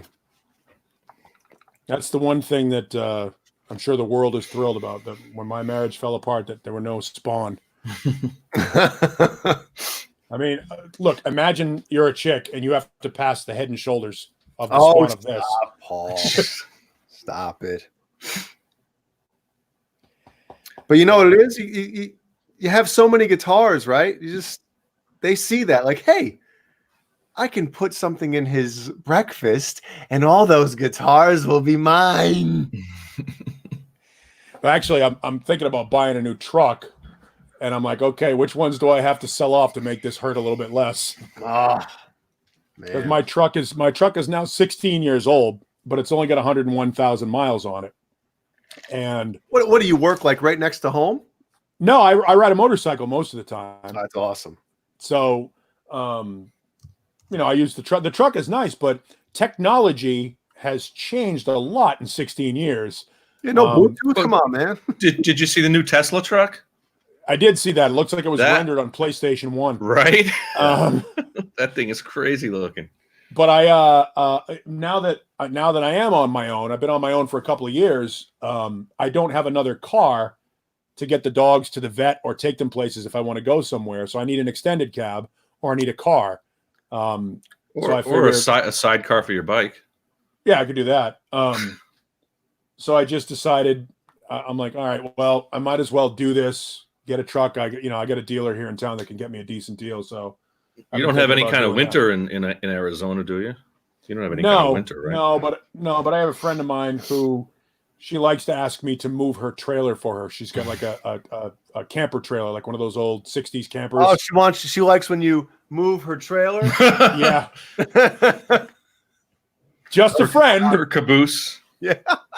Just a friend, but I'll tell you the true story is I went up to Flagstaff, which is about 3 hours north of Phoenix. It's a 7,000 feet elevation up into the mountains, and we drove her car up there to get it. She has a little Jeep Renegade 4-cylinder, and when your low fuel light goes on in your car, you think you've got about 30 miles before that thing runs out. Yeah. But when you're pulling a trailer, and that low fuel light goes on, you've got about 7 miles. Yeah. And we found out we were coming down I-17 and the light went on. I'm like, oh, all right, cool. I got to get us to a gas station. I'm sure there's one right down the road. So we literally, it's the first time in my life that I've ever run out of gas, and it was in her car. And literally, the third time we met. I met the girl a couple of times. We were just hanging out, and she's like, you want to help me move this trailer? I'm like, yeah. She goes, I don't know how to pull a trailer. You can use my car, and we'll just take it down from Flagstaff and bring it to my house. So I did, and we conked out on the side of I-17 on a Sunday night with the sun dropping down. All these 18-wheelers are going past. It's like 90. So you pull the old, hey, we're out of gas. What do you want to do? There is a trailer and a bed back here. Yeah, you were prepared.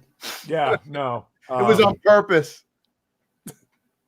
Yeah, it was. The gas gauge was still like a quarter. He's like, oh, we're out of gas. Well, here's the thing. I didn't know the gas gauge on it.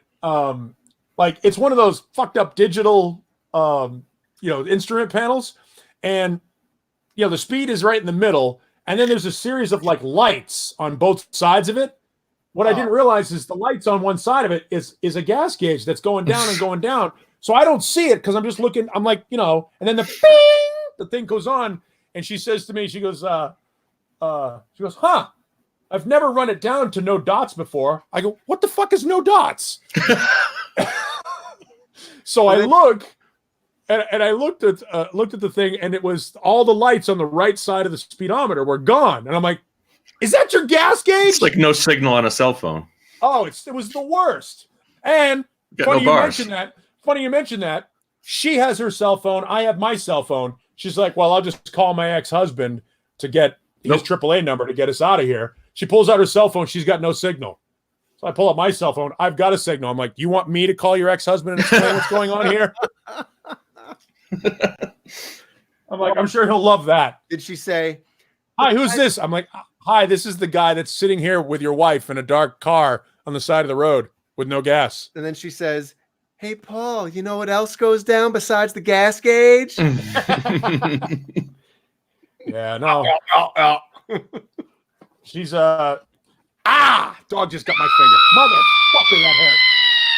He went right after that. Did you see him get my finger? That hurt. Oh. Son of a bitch. Wait, John.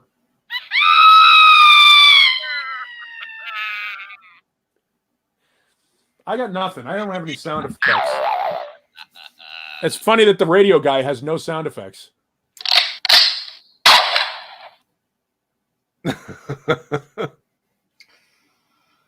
So, somebody just say I look like fucking Josh Brolin. I know. That's an odd one. I don't know about that. I don't know who that is. Josh Brolin. He was. I never got that one before. He was in Men in Black 3. Yeah, he was No Country for Old Men. Yeah. I like him. I like Josh Brolin. He's a great actor. Who is that? I'll take that. Oh, he was the brother in Goonies. Oh, yes, he was the older brother in Goonies. The older brother in Goonies. Oh, that's Brolin's kid. Yeah, it's James Brolin's kid. Yeah. Goonies sucked, by the way. Stop it. Goonies sucked. Well, go back and watch it today, and it doesn't. Oh, it's corny as shit. But I mean, at the time, terrible. Johnny had to chime in with that, and then he taps in and he taps in and taps out.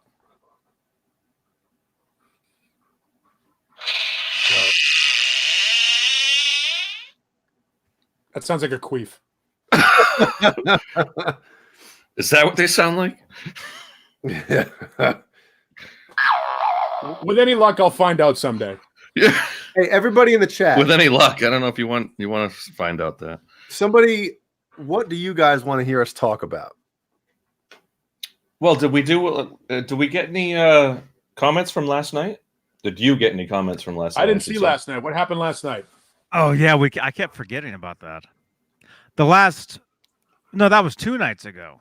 Not 2 nights. Well, Tuesday. Oh, are these going to be? Well, you were on last night too. I don't know if did anybody... I left a thing. A highlighted comment, a pinned comment Tuesday saying, Thanks, any Mike. comments below we'll read on the next show. And totally forgot about last night. So John, if you go back to the previous 2 videos, any comments in the section, you should probably read. Yeah. Mike himself said, Paul, that's a compliment. I look like Butterbean and John Biel had a baby. Now, why are you gonna? What does that mean? John Biel? What the hell is that all about? Butterbean. No, he's not saying John Biel looks like. He's saying if Butterbean and John Biel had a kid. What makes you think John Biel would fuck Butterbean? Are we talking the guy that got punched out by Mike Tyson? No. Who was Butterbean and Mike Tyson never fought. Eric Butterbean Esch, the king of the 4 rounders. There was a Butterbean that Tyson knocked out. No, they never fought. No, there's a picture of them looking like they're fighting, but it's not. They never fought. Fruitcake Tony says, Jay, you remind me of my son Cameron. My grandson is 3 and granddaughter is 18. Cameron likes to talk about himself all the time. Yeah, Jay doesn't talk about himself that much. You know what? What's funny? Somebody let me know that somebody who me and Johnny know, I guess, said some things about me. And one of the things was that I was a snob and that I thought I was a great guitar player. And the guy who told me that stood up for me to this other dude and was like, wait a minute, are we talking about the same person? Like, Jay is never a snob on the show. And he never like talks. He almost like downplays his guitar playing. And I was like, yeah, I never get on here and I'm like, I'm all of that. I basically told you guys, I know nothing about guitar. You know, I can play stuff, but I know shit about it. So it's very strange that that one person. It's the opposite. Yeah. I mean, I don't know. Well, that's what happens. You know, when you really don't know somebody, you know, when you talk crap about them, it's never right. You know, it's always, it's like, where'd you hear that? You know? Yeah. It's funny because there are, and I'm sure we've all met them. There are musicians. I'm sure, John, you've worked with them in the club environment, or Jay, you've toured with them, or Johnny, you've played or toured with them, that their reputation is that they're complete assholes. And you're like, are we talking about the same guy? Because I've never had that experience. So it's just weird how perception becomes reality. And if enough people tell the same lie enough times, it becomes the truth.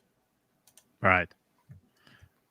Right. Yeah. And it's all the context too, who they're around. I mean, if they're, you know, if you're meeting them in a meet and greet, they're going to be nice to you. If you're meeting them while they're doing, if they're meeting them while they're doing sound check and you're trying to talk to them and, you know, they're in a bad mood, then they're not going to be nice people. We've all heard stories of anybody, whether it be, you know, movie stars or musicians or sports guys, like, oh, I went up to them to ask for an autograph and they were a jerk. Well, maybe they just found out their grandmother had cancer. Like, you don't know the story of that one moment in time. Maybe they just signed 500 autographs before they left somewhere. Maybe there's plenty of time where we're all in a bad mood. Yeah, of course, man. You know, like I said, maybe you should let them eat their dinner. Yeah.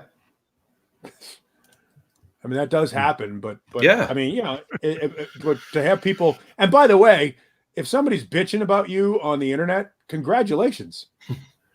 You've made it. I made. And if it's from Canada, it's only half an insult. It's not from Canada. Oh. Well, that doesn't really match the exchange rate. That's what's surprising. Because I hear you're not very big in Canada. What, it shrinks when you go over the border? Well, it's cold, so there's that.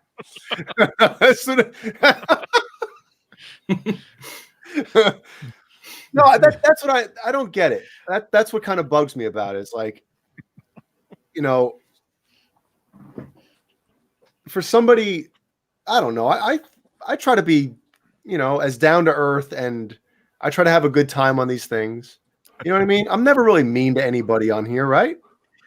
Well, there's difference between being genuinely mean and just busting balls. I love busting balls. I love it. Right. That's as far as it goes. I mean, nobody's mean to anybody on here. I mean, I would hope. I hope not. Not tonight. Not tonight. Usually, not intentionally, anyway. About somebody, I'm you know, being sarcastic and busting balls. I try not to be mean. You know, I don't want to hurt anybody's feelings. I don't like doing that stuff. We're all here to have a good time. Yeah. Bottom line. Mm-hmm. And the thing is, if you put yourself out there, you know, if you're on the radio, if you're on, you know, a YouTube, you know, channel or whatever, you know, you have to, you know, you can't let stuff get to you, because everybody and anybody will be coming at you either with, hey, we love you, you're great, or I hate you, I want to punch you out. You know? I've heard all of it. Sure. I've heard all that. And then you just went in and cleaned those motherfuckers out, right? Just went in and just no, just ended that shit. You and I have talked about this on numerous occasions, and you're right. You have, whether you're if you're a musician, whether you do YouTube, whether you, like, you know, Paul with on the radio, there's always going to be people that like, you suck. What do you know? You have to take it. You have to expect it. Almost, you really do have to expect it. I expect not so much anymore, you know, but for the longest time, anytime I'd put up a video on YouTube, like, it's been several years now, but any comment that would come through, I would always expect it to be negative. Mm-hmm. Always. Well, there's we've talked about. I think we mentioned this before. I don't know if I've mentioned it to you guys, but as a rule of thumb, if somebody has a bad experience, they'll tell 10 friends. If somebody has a good experience, they'll only tell 4 friends. So it's like you have to expect that you have to work 2.5 times harder to get the same reaction out of people, because our society and our culture is such that sucks is the first reaction to everything. Yep. New song comes out. That sucks. Or new TV show or that movie or new album or your t-shirt or whatever it is that you can come up with. We're just conditioned now culturally to just rip shit down. The good thing about the internet is it's given everybody a voice. The bad thing about the internet is not many people have much useful to say. No, the reason you just said it, the good thing is that it gives everybody a voice. The bad thing is that it gives everybody a voice. It's the same reason. Yeah, they don't have a whole. I mean, and don't get me wrong, it's like when you see when you go to clubs and you'd see the band of the moment up on stage and all the other guitar players are doing this. Yeah. Mm-hmm. Until you hand them a guitar, you go, here, you want to play it? And then all of a sudden your hallway balls shrink. So. Well, no, the thing that bugged me about what I was mentioning before is that he's kind of like we know him. You know what I mean? This dude that kind of said what he said. Right. And that's when it's kind of like, what is going on? It's not like just somebody in the chat, trolling or doing something like that. That I could care about. Sometimes I think that shit's funny. But when somebody that and that is you've had conversations with, next thing you know, you're finding out that some stuff comes out. I just don't dig on that. That's not cool. Well, it's one thing when people, they're your friend to your face and then they stab you in the back, the minute the door closes. Yep. That speaks to them and not us. By the way, does anybody else want some Haagen-Dazs and watch Oprah after this? I mean, this whole thing is very, very menstrual in nature. Like is everybody butthurt here? Hour. Yeah. Well, it's because the Hallmark Channel isn't showing Christmas movies yet. So.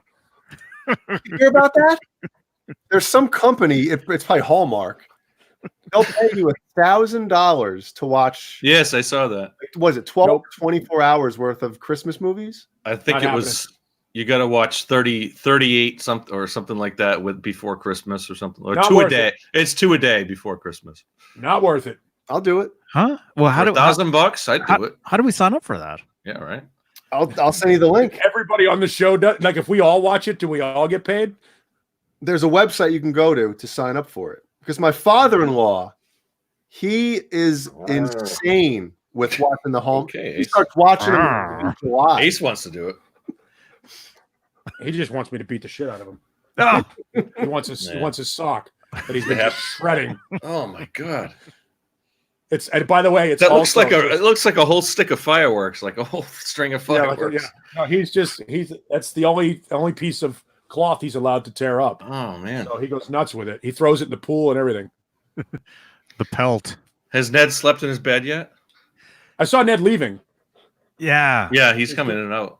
He's going out whoring. Yeah, he did. Actually, if you go to Ned's Instagram, actually, and Howie's Ned Howie's, has an Instagram now? Oh no, I'm sorry, Howie's Instagram. Oh, okay. Go to Howie's Instagram. There's a picture of Ned on there. Yeah. Actually, it's on Howie's Facebook as well. So what's the deal? You just have to watch how many Christmas movies? It's 2 a day until Christmas. Did you get it? How do you prove it? You have to answer like basically you have to take a test on every movie. You have to take a test. Yeah. What was Jenny's problem with Christmas? Steve Gutenberg is in like a lot of those, man. Steve Gutenberg. Yeah. There was a good one that came out. It was exclusively. That's how Lori on Netflix. Loughlin made her money up until she cheated it through college. Yeah, with who was the guy from? Oh shit! Man, now I can't even think of him. Gutenberg doesn't look anything like he did back in the Police Academy day, man. He doesn't look the 80s, man. Kurt Russell. Anything like he used to. Yeah, because he was quite a looker. Gutenberg. Those movies are crazy, man. I used to love those Police Academy movies, man. I used to love them because they were on every day, like 5 times a day on HBO and on the on TBS back in the day too. You know, the later ones, or what was probably the last one? The last one they did. Assignment Moscow or something like that. Citizens on Patrol, maybe it was. 4. 5 was the one in Florida or something, right? Was it 4? All right, which is a worse franchise, the Police Academy franchise or the Revenge of the Nerds franchise? Nerds, because the only good one is the first one. Where Police Academy, I like them. I like the first 4. Even some of the 5th one, which is the one in Florida, right? When they go on vacation. All right, let's find out. When Captain Harris is sunbathing and they write with sunscreen or a sunscreen dork on City. Is it City Under Siege or no? Assignment Miami Beach. Yes, the Miami one. He's walking around the beach with dork on his chest. Hey, dork. Huh? I never saw that one. I only saw one. I only saw the first Police Academy, and I couldn't care less about the rest of them. Captain Mauser. What year was that one? 88. Remember, he's washing his hair, and they put like whatchamacallit? Back in training. So they put epoxy in place of the shampoo, and his hands get stuck to his hair. I think I remember that. Yeah. What's his name? That's horrible. It was great. What was the captain's name? Well, there's Captain Mauser and then Captain Harris. Yeah, the first one was great. The first they're so couple. funny, man. I'm starting to laugh about him now. Mahoney. That's a sign of getting old, right? When you start mentioning shit and then all of a sudden you laugh about it, like, that was funny. Well, how about the vacation movies? That's another franchise that kind of fizzled out, but the first ones were great. Yeah. Well, Vacation 1 and Christmas Vacation were great. European Vacation was terrible. On a booze cruise. Actually, it was a buddy of mine who was a Hell's Angel in New Hampshire. It was his wedding, and I'm on a booze cruise, and there's a kid standing at the front of the boat, and I walk up to him, and it's Ethan Embry, and Ethan Embry was the kid that played Rusty Griswold in Vegas Vacation. Oh wow! Oh, in Vegas. Okay. Yeah, in the Vegas one. He was also in Dutch. He was the kid in Dutch. Oh, wow. And he was Mark in Empire Records, the goofy kid in Empire Records. So I'm standing there at the front of the boat, and I look at him, I go, "What are you doing here?" And he said, "I'm doing a TV show in Providence called, I don't know, Brotherhood or Brothers or something. Something that was on Showtime a few years back." And he goes, "And one of the guys from the Providence Red and White was like a crew member or a technical guy or something, and said, 'Hey man, my buddy's getting married. Do you want to come?' And I was like, 'What am I going to do? Say no to a Hell's Angel?' So he showed up. So we were just sitting there on the boat. And it was me, my ex-wife, who was my wife at the time, me, my ex-wife, and Ethan Embry were the only people on the boat without a patch on our back. That weren't Hell's Angels. Yeah, and we're like, you do realize if these guys get mad, we're getting thrown into Boston Harbor, and it's not a damn thing we can do about it. Yeah, they used to come to all the country shows like Willie Nelson, and there was always you said your buddy was from New Hampshire, so there was, and I know New Hampshire has a huge Hell's Angels following. And we used to have the rules like you can't smoke on the back porch or whatever, but all the rules went out the window when it was the Hell's Angels because you didn't want to deal with anything. Nice guys, like no, they are. Nice yeah. guys. If you let them do what they want to do. Yeah, just stay out of their way. Let them drink. They spend a lot of money on the bar. They tip well. They're very, very respectful. You know, all this to just leave them the fuck alone. Just don't leave them in charge of a Rolling Stones show. Well, my dad was a big biker when he was younger, and he tells me stories sometimes of he was never in like a motorcycle gang or anything. But he told me this one story, and I probably can't repeat any of this on the air, but of course you can. He was telling me this one story of he was hanging out with this one motorcycle gang called the Aliens in New Jersey.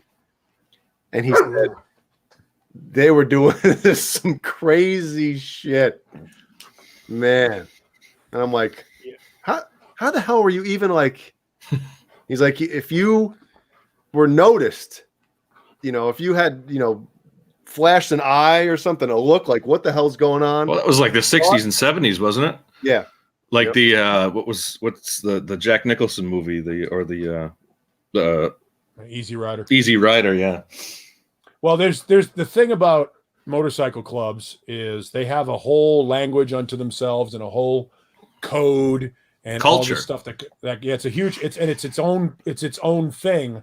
But if you ride a motorcycle and you're invited to ride as a guest with a motorcycle club like that, like I rode with them down to my buddy's wedding, you got to be able to keep up. I mean, the thing that those things, when it's all said and done, motorcycles really are the focus of what those guys do. And they ride crazy. I mean, it's amazing to do it, to watch. They ride like you would see like the old chips where you'd see like the stunt motorcycles going in and out. They ride like that, and there's 50 of them in a pack just going down the road. And they're on huge Harleys too. They're not on rice burners. One of the stories he told me is it's nothing crazy. It's just he was with these guys, and he's like, they were hauling ass. Yep. And you got to keep up. And he said he had sunglasses on. He turned his head, sunglasses off, and he's like, I had to keep up with these guys. Yeah. I couldn't see a damn thing. Yep. When you ride with those guys, you don't have the option to straggle back in the back, because what happens is they have the club officers go first, then the club members, and then any guests in the parade. You know, it's like a parade lineup, but it's a pack.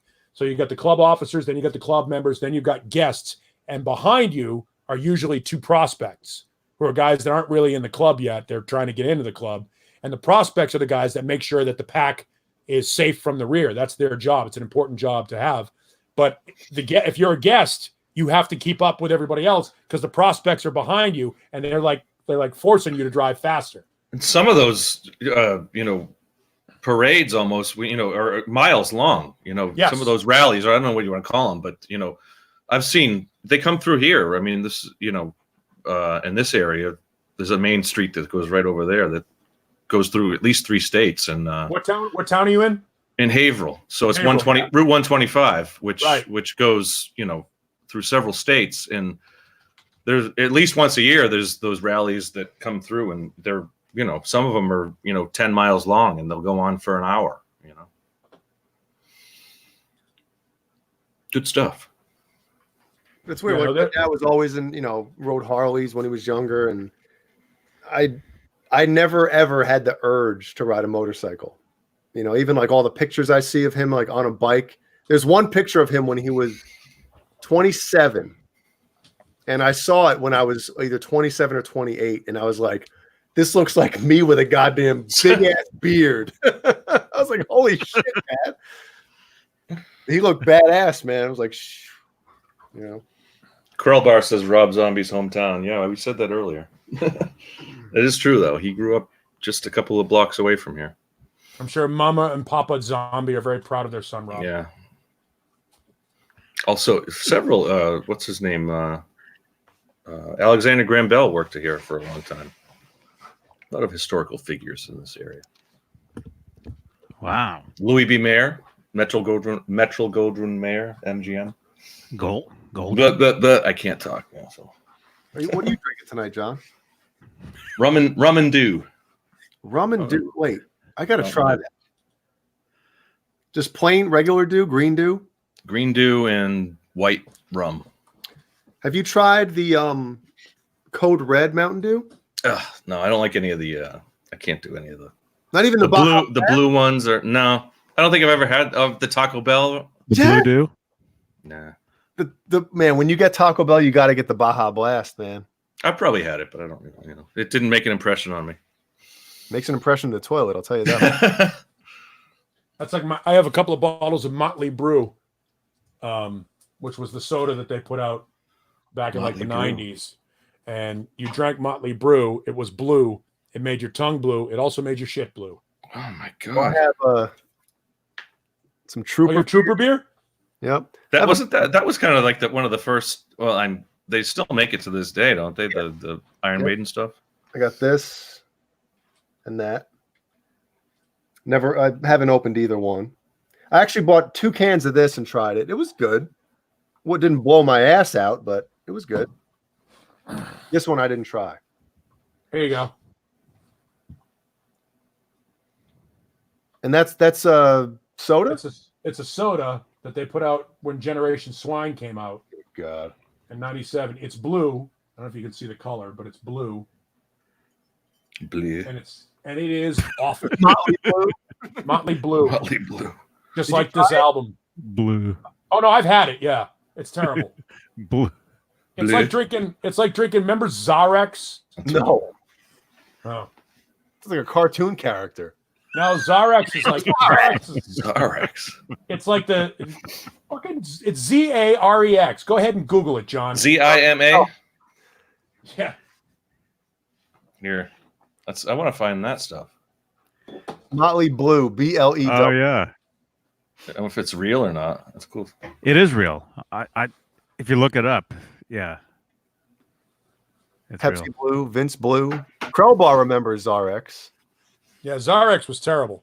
It does. It sounds like a villain on G.I. Or, Joe. A For a villain long- from Facebook. Should I get a refill, John? Of course. I got a little bit left, and I'm gonna probably I'll grab a beer in a little bit. Well, John, I'm wondering, should I ruin my night? Yeah. Hells yeah. Because I know we did this before. What do you mean ruin your night by having an alcoholic beer? I was at Five Guys. Was it yesterday? Yeah. And I got some jalapenos. Oh, All right. Wait. Raw. I'll be right going back. crazy, going The crazy. raw one. So yeah, the raw ones. And do I want to ruin my evening and have these? Well, what do you mean ruin? Well, how's that going to ruin anything? It's not going to ruin his evening for another couple hours. It's going to hurt my stomach. So That's what it's going to be doing. I never have that problem eating hot food. So if it's going to ruin your evening, don't do it. I mean, I wouldn't be eating food if it's going to make me sick later on. But that wouldn't make me sick eating plain hot peppers. It wouldn't hurt coming out either. It won't make me sick tonight. It wouldn't make me sick a day from now. So that wouldn't ruin me. It ruined tomorrow. If it's going to ruin something, don't do it. It's not worth it. I mean, I don't know what to tell you. I would do it just because it tastes good and it's gives you a little bit of a kick, and it won't ruin my Sunday or Monday. It's not going to ruin your Sunday. Well, no, if you eat it, it won't. No. Maybe I'll do Go one. ahead, John. Do it. I say do it, you pussy. I have Red Hots, but that's like a relish kind of thing. I'm not gonna. I have a great grilled chicken salad for later. Oh my Did you god. get that at D'Angelo's? No, that's a local Ari's Pizza and subs. Okay, I'll do one. Yeah, I'll go do for one. it. And these are hot. You guys are saying these aren't hot? Those are good. Oh yeah. But they're flavorful. They taste good too. Yeah, they're good. You need like chips or something with them. They're How You long? eat pepperoncini? Do you feel it? Oh, there you my go. God. You feel it now. oh my god. YouTube sensation Johnny Beane dies live on the air. Yeah, And the crowd goes crazy. Oh. Jonathan Burn. Mancuda thrilled to be taking over the show. well, what did I did the habanero a couple weeks ago or a couple months ago. I did some peppers. Habanero and Remember what's that the one other? night? We were both Yeah. popping them. Remember that? That was fun. That's how I got to get some more of those. Those are Fun is a word. fun is a word. Yes. I love buffalo wings. I like good spicy wings. Oh, me too. That's And there's my go-to favorite dinner. Favorite When I was in snack. Yeah, I used to eat so much of them that my piss smelled like chicken. Oh, That's how you know you've had too much chicken. But there was a place when I lived in Columbus, Ohio, and anybody in the chat that lives in the Midwest will probably, or that area of the Midwest will tell you, it's called Quaker Steak and Lube. And Quaker Steak and Lube, which I assume is based in Pennsylvania. The Quaker actually Steak- sounds good. Yeah, Quaker Steak and For a Lube restaurant. had these wings that were so spicy that you had to sign a release when you ordered them, and they served them with a little bowl like what Johnny has of the habaneros, of chocolate sauce like Hershey syrup, Mm-hmm. because you dip the wing in the Hershey syrup and it cuts a bit of the spice. And the spice sauce, they would show you. They would take their fingers and they dip it into a thing of the spice sauce. It sounds like a mole to take tarnish off of a penny. Yeah. I love hot food, but I know when I know what my limit is. You know, I've seen some of those like meltdown wings or some of the challenges that they do. You know, and was it Man versus Food used to do them, like the hottest wings in the world and that kind of. I'm not going that far, but I do like spicy. You know, good wings, good hot wings, good spicy food, anything, Indian food. I hate Indian food. That smell, I can't deal with the smell. Curry, I love the curry dishes. Yeah. Ugh. There was a place that used to do Indian food in Kenmore Square in Boston, right next to a record store I used to go to called Planet Records.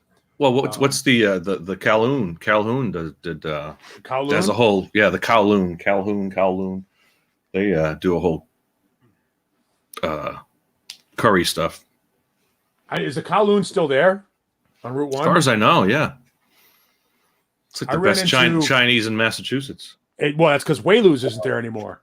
I can't say. I just say that because it's the most well known in Massachusetts. Yeah, for the people that aren't from Massachusetts, the Kowloon is this really shitty looking Chinese 70s. It's very 70s. It's terrible. It's right on Route 1. Got a waterfall right in the middle of the. You can picture it. Shag carpeting. I walked into there one night with my ex-wife and we were ordering, they did scorpion bowls, which is like a bowl with like 6 different types of rum and shit in it. And you just have 2 straws and you drink and get obliterated. And over at the bar, holding court was Peter McNeely, who had 15 minutes of fame and was being the first guy Mike Tyson fought when he got out of prison. Mm-hmm. And he was like, okay. Did he have a nickname? What was his nickname? Hurricane Peter McNeely. Okay. It sounds familiar. Yeah. Yeah. He sucked. Was that the match that was like 30 seconds long? It lasted like a minute and a half. Yeah. And his manager walked into the ring to try and end it because McNeely was grossly outclassed. I ran into him there, and then in the parking lot, I think it was the same night, walking out, ran into Gary Sharon on the way in. Wow. I figured he was there to wash dishes or something. But no, Gary, that would have been late 80s maybe or early 90s. This was 2000. Oh. 2003 or 2004. Gary was telling me about this band Slip Kid that he does, which is a Who tribute band. You must have interviewed. Did you interview Gary ever? A few times, right? Yeah, Gary. I know Gary really well. Now, Paul, I know sometimes you can't talk about this stuff, but has he ever divulged any information about his time in Van Halen that you cannot talk about? No, he's actually pretty open about it. He said they were nothing but classy to him. And Gary's a classy guy anyway, so I don't think he would ever, throw dirt. But behind the scenes, like off the record, he still maintains the same thing. It was a great experience up until, they started to try to record that second record. And Ed, as we all know, was deep in the bottle at that time. And it was a tough time for him. So they just, I think, to my understanding, the way he explains it, they still are on speaking terms. It's not like they're not enemies or anything. Yeah, they're not enemies and stuff. He and Gary took some of that music that they were working on with Van Halen and released it on the Tribe of Judah record. There's the band Tribe of Judah, Judah, is the band that Gary did right after Van Halen, and there's a song on that record. The record's called Exit Elvis, and the first song is called Left for Dead. And that song was apparently written with Eddie Van Halen and those guys, and supposed to be on the second record that they were going to do with Gary. Did he keep just the lyrics, or did he keep some of the music too? I think he kept some of the music too. If you listen to it, it has a similar feel, but it's a little bit more electronic and stuff to it. But he has said nothing but positive about it. The interesting thing that I will tell you that Gary won't talk about is at the time he took the Van Halen job, he also took a call from Brian May. You heard about Yeah, and he wouldn't take the gig because he was such a Queen fan that he was overwhelmed by the whole thing. Really? So he took the lesser of two evil gigs, knowing that he'd never had a chance. But that's a tough decision. You want to sing with Van Halen or Queen? Yeah, what he said to me was, I was one of 3 guys that sang for Van Halen. At the time nobody knew about Mitch Malloy, so. And he's like, what was I not going to do? He said, Nuno was the guy that pushed me to do it. Yeah. So, because Nuno's a huge Eddie fan. So, I mean, look, it was his time. It's not his fault that didn't work. Well, Johnny, that should have worked. The people that have actually heard the demos from the second, like those demos for the Van Halen 3 lineup. Van Halen 3.2. Yeah, like the demos that people have heard from that second record that never happened. Don't they say that it's like way better? Well, you guys were talking about that the other night. Mm-hmm. Mm-hmm. I've never heard any of it, but I've heard from people that have heard it saying that the stuff was really good. Paul's got an exclusive copy over there. Yeah, he's like, oh, I have it right here. You that? Yeah, I've got that. I'm looking. I know I have the Tribe of Judah records, but I don't think I have any demos from the Van Halen 3 time. I'm looking though. Oh man, I'd love to hear that stuff. I've never heard any, but I do remember the Tribe of Judah CD. I remember going into Amoeba Music in San Francisco when that came out. It's good. And seeing it and looking on the back and seeing a track called Left for Dead and knowing that was a leftover track from when he was with Van Halen. There's the record. I've possibly heard it. And I think it does have kind of a Van Halen. Was that a sort of a Gary solo? I mean, he's on the front of the album. Was it a Gary solo, pretty much? It was Gary, and I think one of the guys, the kid I think Kevin Figueroa, the kid that's drumming for Extreme, might have been in the band as well. Gary also has, if you really want to get some good Gary Sharon music, and there is plenty of it out there. All the stuff he does with Extreme is fantastic. Underrated. Extreme, I mean, Extreme may be the most underrated band of their era. Fantastic in this area, band. They're big, but throughout the rest of the country, people, fantastic band. But look for a band called Hurt Smile. Hurt Smile is Gary Sharon's band with his brother. He has a twin brother, Mark Sharon, and Larry. They are. Oh yeah, Larry. Barry, Mo and Curly.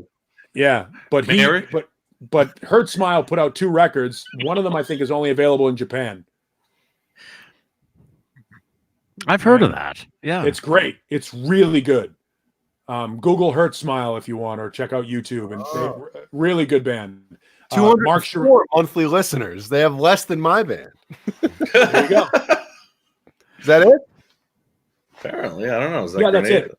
Soda asks, what happened to the original drummer for Extreme? That's Paul Geary. Paul is a big-time music manager. He manages Godsmack. Yeah. And he works now with what's his face that manages Van Halen now. And manages the Eagles. No, none of us can think of him. Yeah, it's one of the biggest names in music, and I can't remember his name right now. Irving Azoff? Irving Azoff. Thank you. Yes, Irving Azoff bought Paul Geary's management company. So. That wasn't me either. It's so loud. Yeah, Paul did all right for himself. Yeah. Yeah, all the guys at Extreme are still active. I mean, doing their own thing, sort of.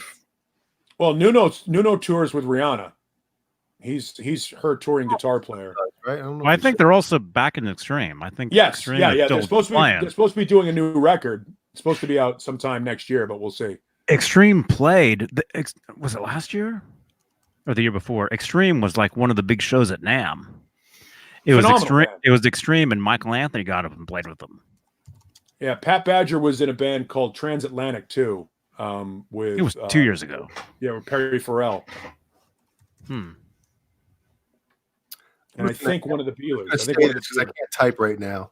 Mike is himself said, "I loved Extreme since day one. Anyone love the first album, Guitar Tone? Hell yeah, absolutely. That was great. It wasn't Porno Graffiti? Was there something before Porno Graffiti? No, it was Extreme. Yep, Extreme. Yeah, Porno Graffiti is the one that I'm most familiar with. The first 3 albums, Guitar Tone is just ridiculous. Yeah, it's funny. Everybody mentions the first 3 albums, and they forget, but you forget the 4th album, Waiting for the Punchline, might be the best album, start to finish, but it didn't get any push at all. Stop it. Stop. So stop it. I can't go there. I can't go there. Waiting for the Punchline. Yeah. Wait, that came out in late 90s? 95. Yeah. Okay, when I was living with Desmond, I remember we were in the studio, Desmond Child. We were in the studio, and I was getting ready to record a guitar track. And I remember Desmond and the other guys in the band that I was with, they played me a track from that. And they wanted me to hear the track. And they're like, play something kind of like this, or get the feeling or vibe of something like this. And they played it for me, and I'd never heard the track before. And I remember thinking, is that Steve Vai? I remember it sounded like, I thought it was Vai. You want me to play that? No, you can't play it. But, oh, yeah. No, yeah. Well, that's what you were saying. Sure. Yeah. Well, Desmond actually, he managed Steve Vai for a while. Really? If you guys remember the CD with Vi with the paint on his face. Yeah. Yep. That was Desmond's idea. Oh. Did anybody see my tweet this week when Dr. Fiona Hill was testifying on the impeachment? I was like, my God, she looks just like Steve Vai. Do I follow you? If you post about politics, I don't follow you. It's not. I didn't post about politics. It was literally, my tweet was, okay, I'll be the one to say it. Dr. Fiona Hill looks like guitar virtuoso Steve Vai. That's it. That's all I wrote. Because I've unfollowed like close friends of mine that I'm like, dude, I hate that shit.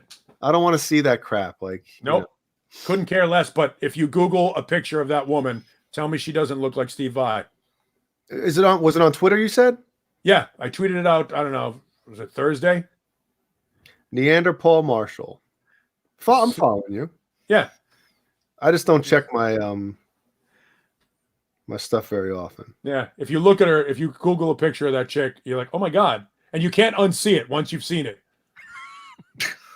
I like the stuff you do with the Johnny just did it. Veterans rescue dogs and stuff like that. That's where I got these two dogs, is the Saving Paws people. Yep. I don't tweet all that much unless I have something worth tweeting. You know what I mean? Well, it's like every month or so not too much, huh? No, I'm joking. No, I really don't. I don't know what blank pallet's talking about. Wait a minute. That's wait. I'm seeing the picture with what's her name? That's a picture. That picture is from This Is 40. That movie, because my friend Phil Hendry was in that movie. No, Dr. Elizabeth Banks. You're looking for Dr. Fiona Hill. Yeah. And then hit images, and then you'll be like, oh my God, it looks like Steve Vai. You know, some of the comments to some of these, man, I wish they're funny as shit. On what? No, I'm reading in the chat. Oh, about Nuno? That accused Bill Cosby looks like Howard Stern. Oh man. And Music Therapy Laz, I totally agree. Nuno has insane skills and feel. He's in that Eddie Van Halen category where his rhythm playing is as good as his lead playing. Like, he is something else. I like Nuno's playing better than Eddie's playing. Nuno has a soul that Eddie hasn't played. That's going to blow up. Sorry. I like his playing better than Eddie's. Don't get me wrong. Nuno doesn't exist without Eddie first. But Nuno has a funk and a groove that Eddie hasn't had in a long time. Get the funk out. Here's a I'll show this. I'm sure there's people on here who's never seen this. I've got a selfie I took with these two dudes at NAMM some years back, and people like pass out when they see this. They're like, that's so cool. Oh, nice. Right there. How low is Paul Gilbert crouched over to take that picture? By the way, I don't know. Yeah. How tall? I don't know what. Go ahead. He's like, to me, he's like this. He's like 6'5" or 6'6", isn't he? Yeah. He's a big boy. Yeah. I don't know where he got it from, but my dog just found a Raiders hat that he's just delivered to me. I don't know where it came from. He got it from another room. So here you go. You might need this, Paul. Crowbar says Paul is 6'4". And I think Nuno's taller than I thought he was. Isn't he like 5'10", maybe? Nuno's not that tall. No, he's a little guy. He's very little. He's maybe my height or shorter than me. Him and I are the same. Yeah. Because he did a video with Steve Vai. And Vai is like what? Vai's tall. 6'3"? Vai's tall. And they're not you know, they're not that far in the height. Maybe Vi was bending down, I guess. Look at this. I'm 5'6". Yeah, but Gilbert is 7'8" with the afro. 7'8". He's leaning down. The other guy isn't leaning down. The other guy. Listen to you. The other guy. The nameless guys in that picture. The two guys that Johnny Beane is exposing for the first time in their history, giving them the Beane bump. Oh, so I guess Nuno, that's why his guitar is so. Yeah, it's tiny. So he doesn't look tiny with it, huh? Yeah, I hate that guitar. Does it play nice? It's a Washburn. Okay, I've played great Washburns before. Yeah, I mean it plays like a Washburn. Everybody seems to like them. The body is tiny. Yeah. I mean, it's like Is it playing 3/4? guitars. Is it 3/4 or 7/8? No, it's not 3/4. It's just probably a the body 7/8 itself is just thinner. Yeah. Like the width of the body is smaller, so it can almost be like it can be tucked into his hip while he's playing. Wow. Soda Milk says Nuno's 5'6". Man. That's like Johnny's height. Yeah. I saw him at the last NAMM show. He walked past me and I didn't bother him, but he walked right past me. And yeah, he's like same height as me. Johnny, we were at the NAMM a couple of years back when Uli John Roth was walking around dying for people to notice him and nobody did. Johnny didn't notice. He walked into the Dean booth. I might have pictures somewhere. He walked into the Dean booth and like four people were looking at each other. Go, is that Uli Roth? What's he doing here? Like it was almost like he got bounced. Like he was like clearly he had the headband on, the whole deal. It was like he was right on stage. Well, uh-oh. Hang on, buddy. I'm sorry, I didn't hear what you said. My dog just pulled the headphones out. I was in the bathroom one time, and what's his name? Came walking in, the bass player, Stu Ham. Oh, Stu. Yes, Love Stu Ham. I'm in the bathroom. Joe Satriani's. Stu Ham comes walking in, and I felt so bad for him because there's these other nerds in there, and they're like, "Hey, that's Stu Ham." You could hear them saying that while the guy's trying to use the bathroom. Jesus. And I felt bad. That's embarrassing. Sure it is. I mean, it could be worse. Nobody could know who he was. Like, you guys talking about like Uli Roth. Something's stewing. Stu Ham's awesome. Mm-hmm. Fantastic bass player. And he has an identifiable bass tone. Yeah. I love. If you've ever records, man. If you've ever wanted, yeah, he's all worked up. If you've ever wanted to hear a fun bass track from Stu Ham, Google "country music a night in hell," which is kind of fun. If it sounds like country music, I don't want to hear it. No, it absolutely. He does this bit about he's playing it. People are like, "Hey man, play some country music, man!" Like it's a live show. So he starts playing it, and boom, boom, doon, doon, and then he starts playing banjo on the bass. Yeah, really like. Yeah, he likes to strum. He plays full chords on the bass all the time. Yeah, it was fantastic. A lot of chorus in his tone. Well, speaking of country, me, Jeannie, and Ellie went to see the Christmas tree lighting tonight at Barefoot, whatever the hell it's called, over in Myrtle Beach here. On our way back, we were cutting through the parking lot to avoid all the, everybody leaving at the same time like a ball game. Mm-hmm. So we went out, we drove past the House of Blues, which is right next to the area where we were, and went through that parking lot and got out. The line at the House of Blues was out the door, around the corner. Who was playing? Insane. So Jeannie grabs her phone. She's like, "What the f is going? What is going on here tonight? Look at all the people. Look at all the people here tonight." So, yeah, it was some country artist. Some country guy was at the House of Blues tonight, and it was packed. And I'm telling you something. We drove past that line. I was like, "Oh, look at her! Oh, look at her! Oh, look!" It was hot chicks before at this. Oh, it's a country show. Sure. Hot chicks in tight jeans and cowboy boots. I'm not a fan of unless you're a hot chick. You're wearing cowboy boots. Come see me. and a lot of them drive Jeeps. My wife's not going to watch this, right? Remember the interview they're doing with Van Halen over in Europe or something, and Michael Anthony's talking. He's like, "My wife's not going to see this, right?"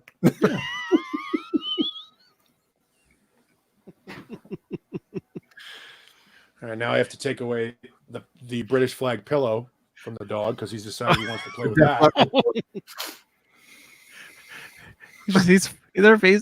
He's finding all kinds of stuff. Oh, He's trying to get attention. He wants me to play with him, and I'm not having it.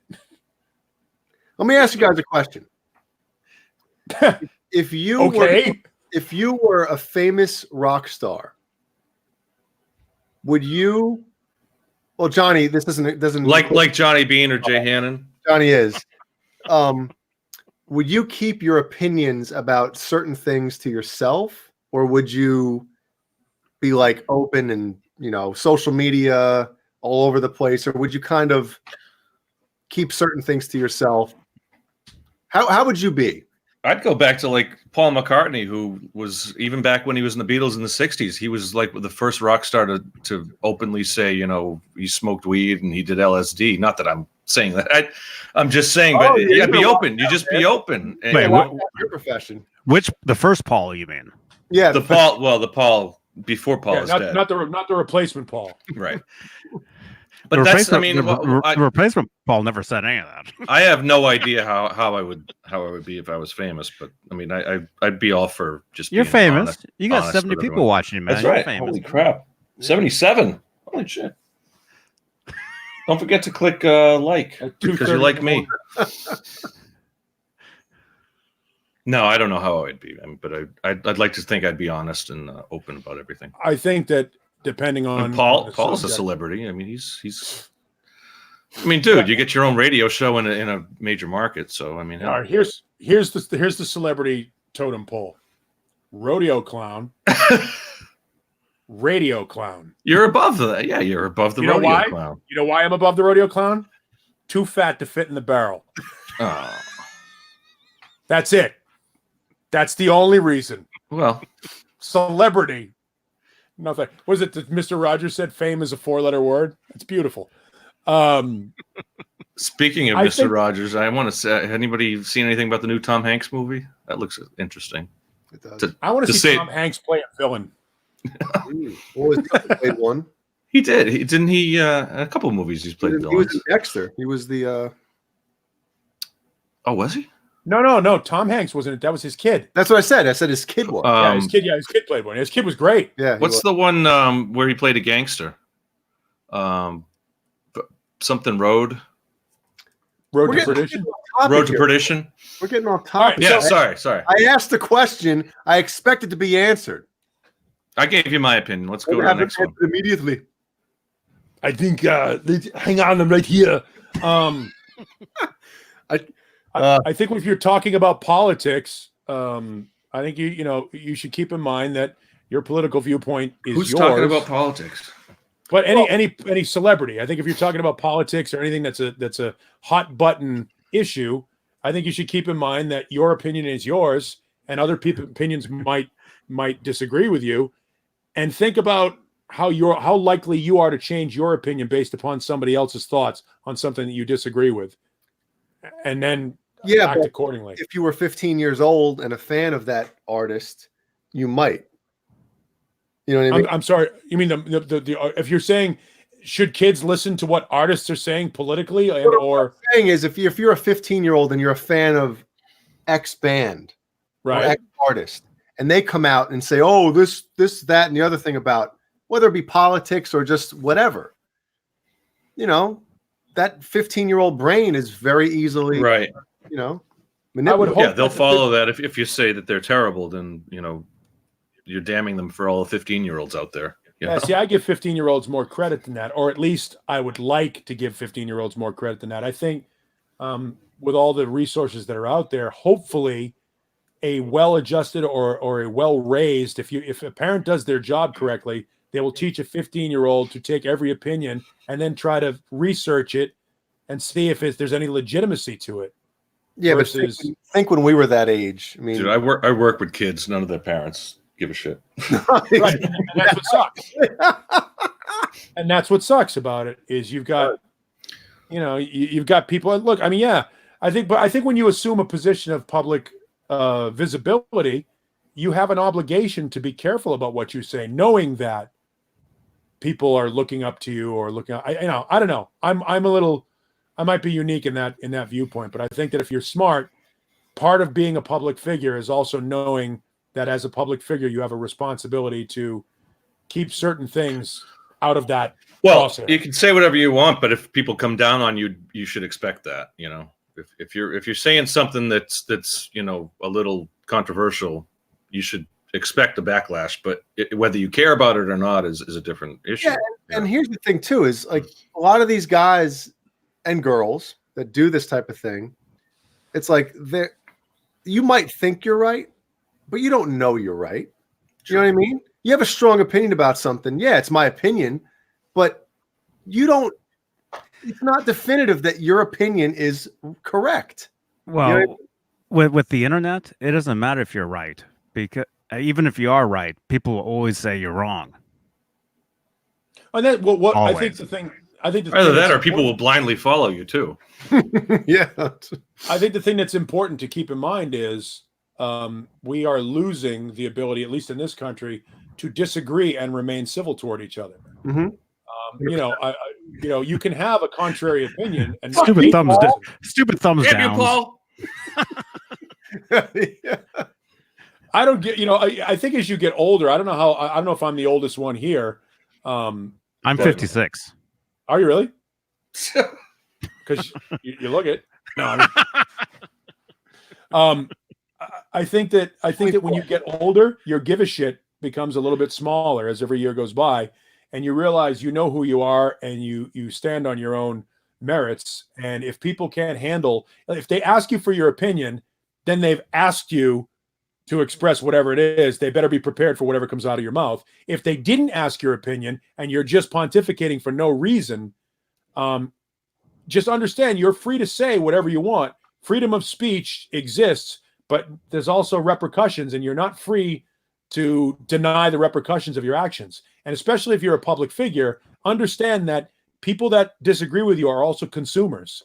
And you saw what happened to the Dixie Chicks, and you've seen what's happened to Kevin Spacey, and you've seen what's happened to some of these guys that have said or done things that have been against sort of societal mores.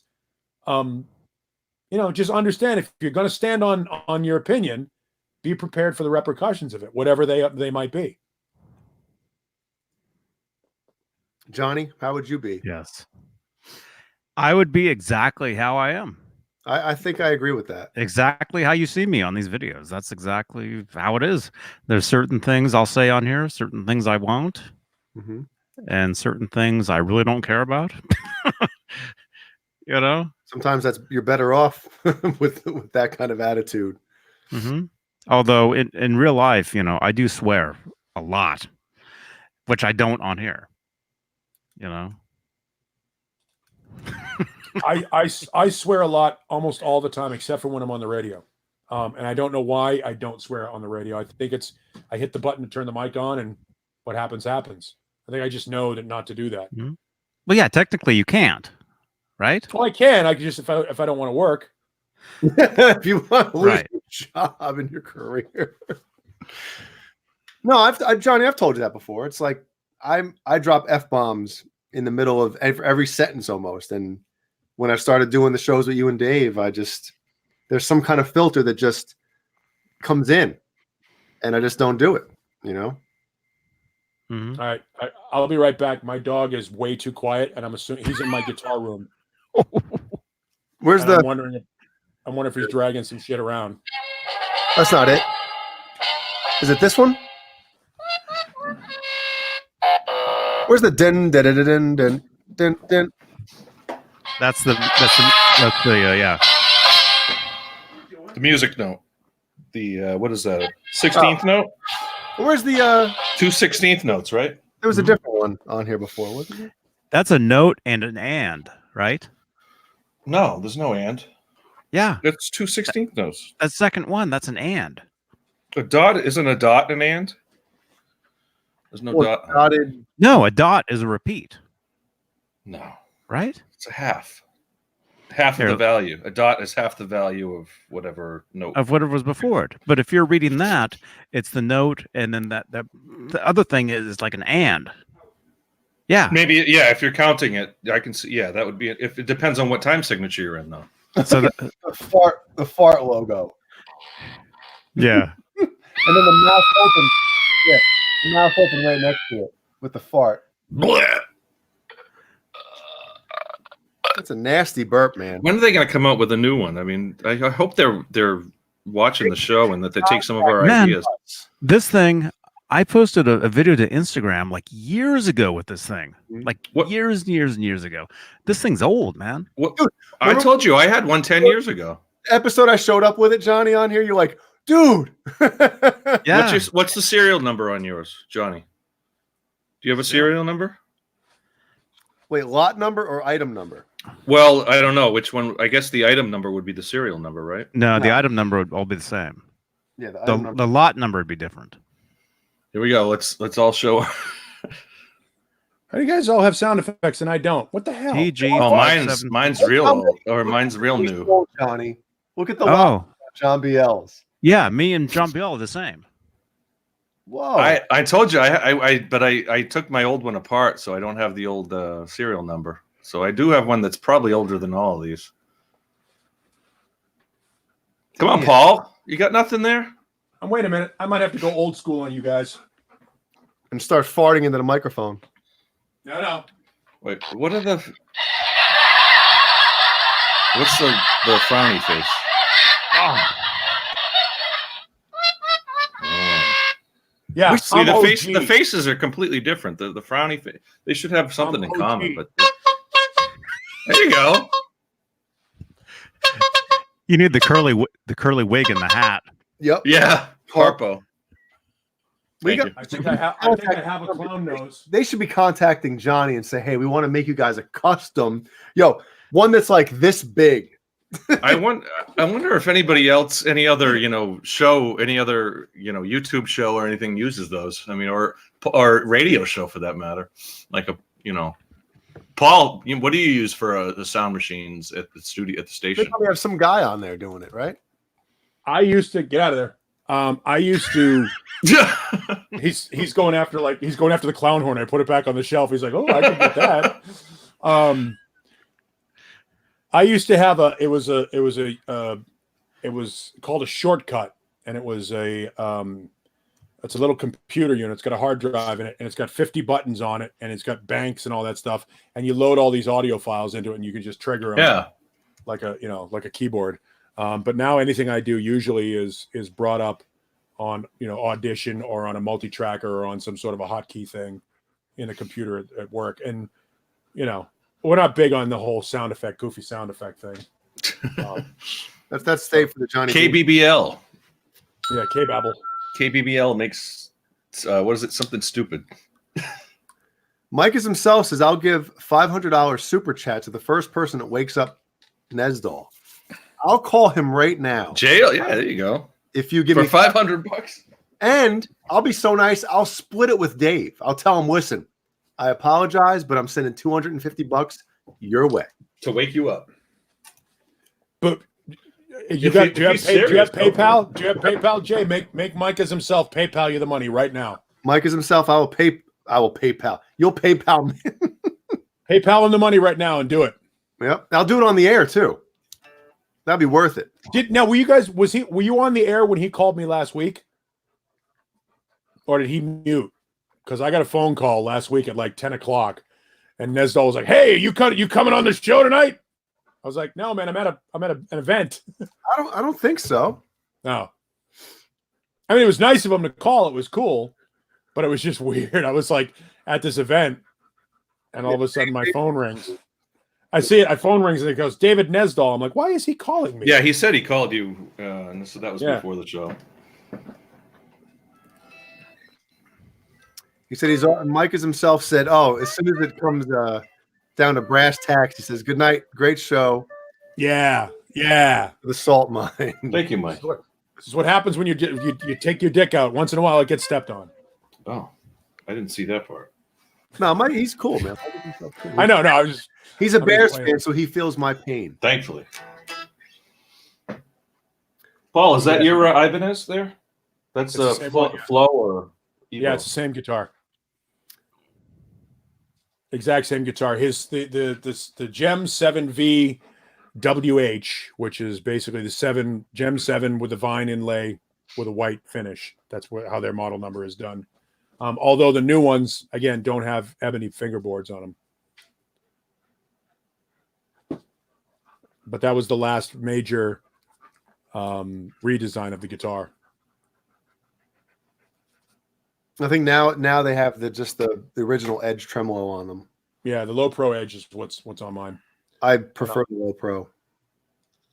I gotta set it up right because it's set up for D. And the trim. Yeah. Mike, you didn't do anything wrong. No, man. No, I was just playing.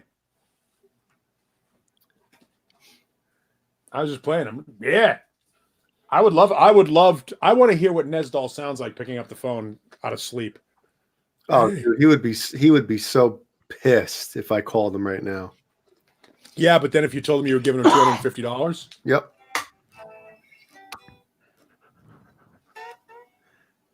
Soda Milk says Neanderthal, paint yourself like Steve Vai. Yeah. If I could play Yayo Gak, then I would do it. Which I think is a phenomenal piece of music.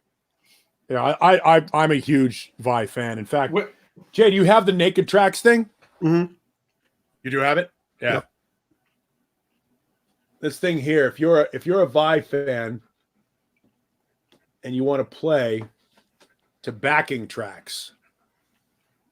Oh, I don't have that though. Interesting. Oh, you don't have that? I downloaded it on iTunes years ago with Passion of Warfare.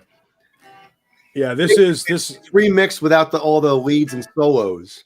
Yeah, this is I don't even know. Just rhythm tracks? Yeah. There you go. This has select songs from all the records. Oh. Yeah, it's not going to focus. But yeah, it's like a 4 CD set. And it's basically backing tracks for you to jam over. Yeah, I was fooling myself with that. I was like, oh, this will be fun. Oh, no, it's not fun. Nope, not fun at all. You realize how bad you are at guitar when you start doing shit like that. Yep, big mistake. Huge mistake. Soda, I'm eating those jalapenos. Oh, how many did you have? I had 3. 3 already? I'm still yet to go to a Chipotle. We've got a Chipotle. It's been around for about a year, not too far away. They've gone nuts here. They opened a White Castle here, and it's literally 2 hours to wait for food at White Castle. Jeez. No way. Damn. Nope. Sorry. Well, nope. Certain like I don't know what's the Hardee's and what's the other Hardee's thing? Carl's Jr. Carl's Jr. Stuff like that. I mean, they opened one in like the whole state, and that's what goes on for like a good month. You can't get to it, and everybody wants it because nobody went there. Hi, or Sonic. There's like one Sonic here in the whole state that they opened a couple years ago, and it was mayhem when they opened. I have Sonic. It was. I'm getting the look, and I don't know why. Every single Chick-fil-A in the Myrtle Beach area, they have to have somebody out there that takes the orders in the drive-through line, and it's pandemonium at the Chick-fil-A down here. It's crazy.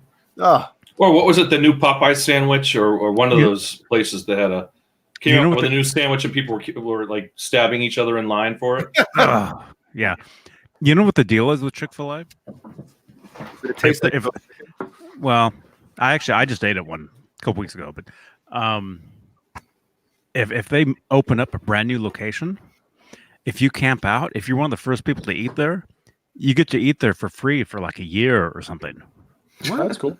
That sounds like an urban legend. We got some sort of a deal. Yeah. Hold on. We got to investigate. John BL. It's true. Something like that.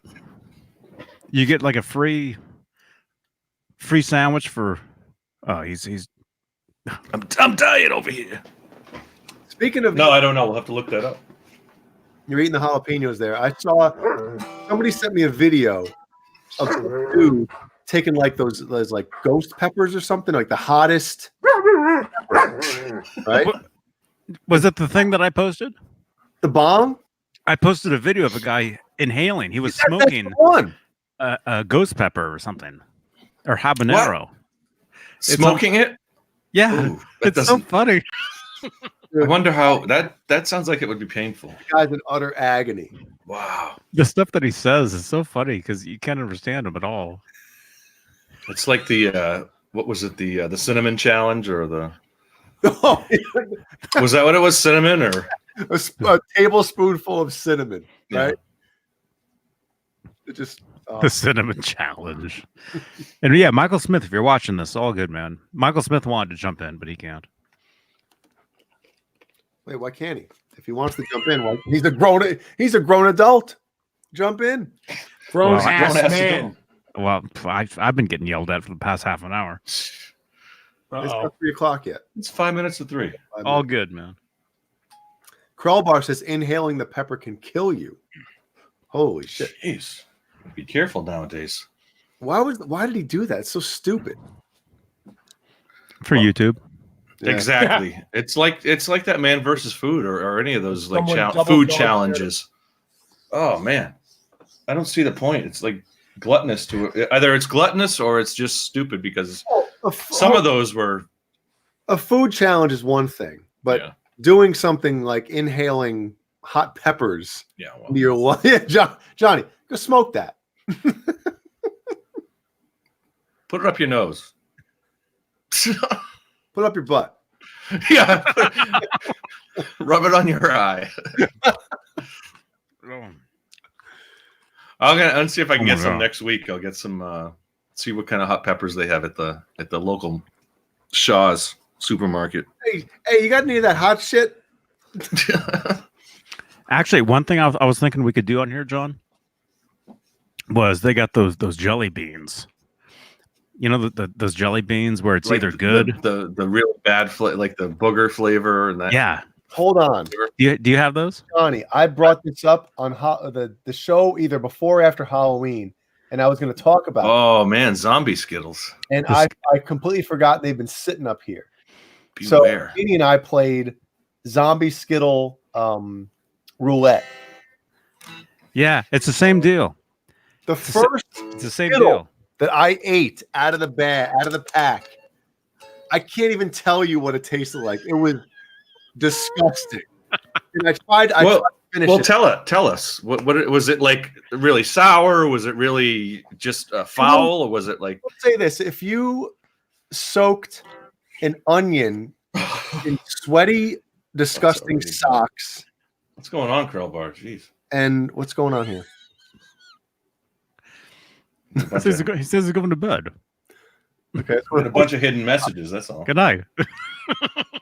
Long story short, it was disgusting, and you don't know which one it is either. Like it could be a different color, and it just So like the jelly beans. I know what you mean, Johnny. Yeah. So what we did is I had the first one, then Beanie went, then I went, then until the pack was done, and I won. I had the first one out of the whole pack that was bad, and then she had 2. And she tried the same thing. She's like, I'm going to try to finish it. And she's like, I can't do it. It was so disgusting. Wow. Ugh. Yeah, I don't see the point in doing that unless it's fun. It's funny to maybe next week. I can see the point in doing hot peppers, but something that's just bad and foul. Can you guys find these? I'm sure we could probably find them around here. You can get them on Amazon anyway. What's the point? We can do it on the show next week. No. I mean, what's the point? Did they hide a deliberately shitty tasting piece of candy? Yes, yeah. It's either really good or really terrible, and you don't know. You don't know which one it is either. Yeah. At least with a hot pepper, you know what you're getting. Yeah. Buckle your seatbelts because you know it's coming. But yeah, there's these jelly beans. It's a game. You can actually buy the pack, and it's a game, and it says it's either popcorn or boogers. And they look the same. You don't know which it is, and you each eat one, the same one, and whoever gets the bad one, you know. Well, there's the Harry Potter packs, but all of them in the pack taste like something, whether it be like grass, dirt, vomit. The vomit ones are grass doesn't sound so bad. I mean, dirt doesn't sound so bad when the alternative is boogers and vomit. The vomit ones are terrible. You know what? It depends on whose boogers it is. If it's your own, it's not so bad. You can't exactly dust for vomit. When you throw up, you get like you start salivating, and like that's what happens. Like your mouth knows. It's like once you taste it, it's like, oh my god. It's like, ugh. It's really. If I want to throw up, I'll eat Chipotle. It's like the aftertaste for that kind of thing is that'll last for a couple hours. I mean, that kind of taste will last. If you eat something foul, it lasts for a long time in your mouth. Foul. Michael Smith, you want funky? To he said he can't. Do it now. He's got no pants. Come on in. We're right here. Come on. Get to the chopper. Come on, get into the chat room. Can you guys just talk? You guys talk like that from now on. That's yes. That doesn't get old at all. Yeah. Paul does it the best, so everyone else sounds like an idiot after he. I know. Wow. Hey, Arnold's coming back. Isn't he got a new movie coming out? You guys can play guitar. You notice every time I pick up a guitar, I pick like 4 notes and then put it down. I'm like, Paul's a voice talent. Do you ever do like voiceover, any kind of voiceover work?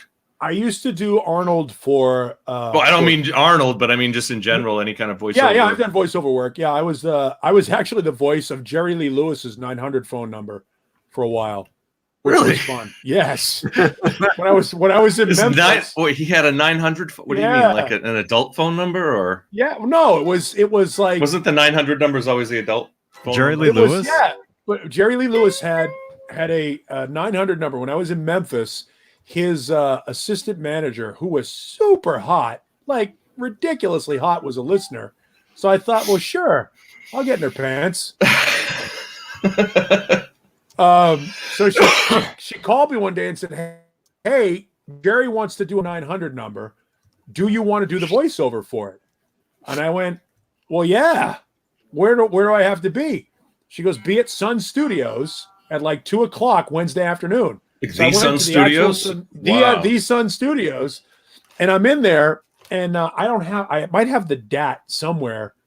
Was Sam Phillips? But it was like, Was it Sam Phillips? But it was like call, to hear about Jerry Lee Lewis's stories of coming up as a young musician in South Mississippi, press 1, that kind of shit. But then I started doing all these like off the page things, like to hear Jerry talk about banging an underage cousin in the rectum, hit 69. Like it was all this shit, and the engineers, you could see them behind the glass. They're just like. Stop! Shit. At Sun Studios. You're doing that at Sun Studios. That's great. Yeah. Oh my gosh. So somebody gave me the DAT afterwards, and essentially I get a phone call from his assistant manager. He didn't hear any of the outtakes, thank God. But she said, hey, Jerry's having a 4th of July barbecue on the ranch down here in Mississippi, where he lived like an hour south of Memphis. And he would like you to attend. I'm like, shit, yeah. I'm going to Jerry Lee Lewis's house. You don't turn that down. I'm going to Jerry Lee Lewis's house. This is going to be awesome. And then she called me like a week later, and he got real sick, and they canceled the whole thing. And I was like, they're like, we'll do a makeup date. And there was never a makeup date. So I was this close to meeting the killer. That would have been fucking awesome. That would have been like of all the stupid things I've done in my radio career, meeting Jerry Lee Lewis would have been kick ass. He pulled a Vinnie Vincent on you. Yeah. So it was so bad. I was like this close. It was such a dry fart. I was like, oh. That would have been so I did get a chance to do that. That was fun. And I did some voiceover work for an ATV called Roku or something like that. It was like before Roku came out for the video. Yeah. You know, That's what I have. Roku. Yeah. Rokon was the name of this thing. Rokon. It's basically an ATV, a two-wheel ATV motorcycle with the big fat tires, like a four-wheeler would have. Rokon! Yeah. Con! I wish I could yell like that right now. Wasn't EVH Con? Didn't that just happen recently? All you have to do is get divorced, Jay. More like beat up. Yeah. Get divorced. And you can do whatever you want. Get my ass whooped. Oh, Ned's here. Yeah, I saw Ned. Oh, you saw him? Oh, I didn't see him. Hello, Ned. Welcome back. Just have to make sure there's no mouse. Ned's Steinberger. Oh, there is. Oh, Are you serious? There's a dead mouse. Show us. Yeah, show us. Everybody's gonna get the The hantavirus. camera. Is there really? Holy Ned crap. brought you a dead mouse? Oh, He did. no. Oh, he's back. That's Oh, awesome. Johnny, Oh, highlight it. We got to see that. Is it still Oh. kicking it all? Oh, shit. No, maybe we don't want to see that. I think it's still alive. Did he break it? Oh, man. That's how it works. That's classic YouTube, man, right there. Save it. Cat video. Catterday. And Ned's just like, here you go, Johnny. Oh, Oh! If it was alive, it's not now. you proud of me, Johnny? Yep. Let me show Daddy what's going on here. Oh, that's awesome. I got to get rid of it. Yeah, take care of that, man. That's great. That's great. Oh, Well, It was he beautiful. had good intentions. Ned had good intentions. Hilarious. that's right. I actually, when I was a kid living in Dorchester, Massachusetts, which is a shithole, You mean Dorchester? Dorchester. Dorchester. I came home from school one night. We lived on a second floor apartment of like one of those triple decker buildings, and I walk in. Don't and use your hands, Johnny. Put some gloves on or something. My cat's name was. Oh, yeah. I got to grab it. Ned, leave it alone. No. Leave it. Yeah. Let's just listen. Let's get Ned, Tony stop Romo in here to do the play-by-play. Ned. Oh, don't do that. Come on. Come on, man. Hey, Johnny, Simon Williams says, put it between two pieces of bread. Ew. For Ned? Yep. Yeah. Oh, man. I spilled my drink on the table, too. So it's a huge mess around Disaster. here. Unmitigated disaster. It's horrible. So Yeah.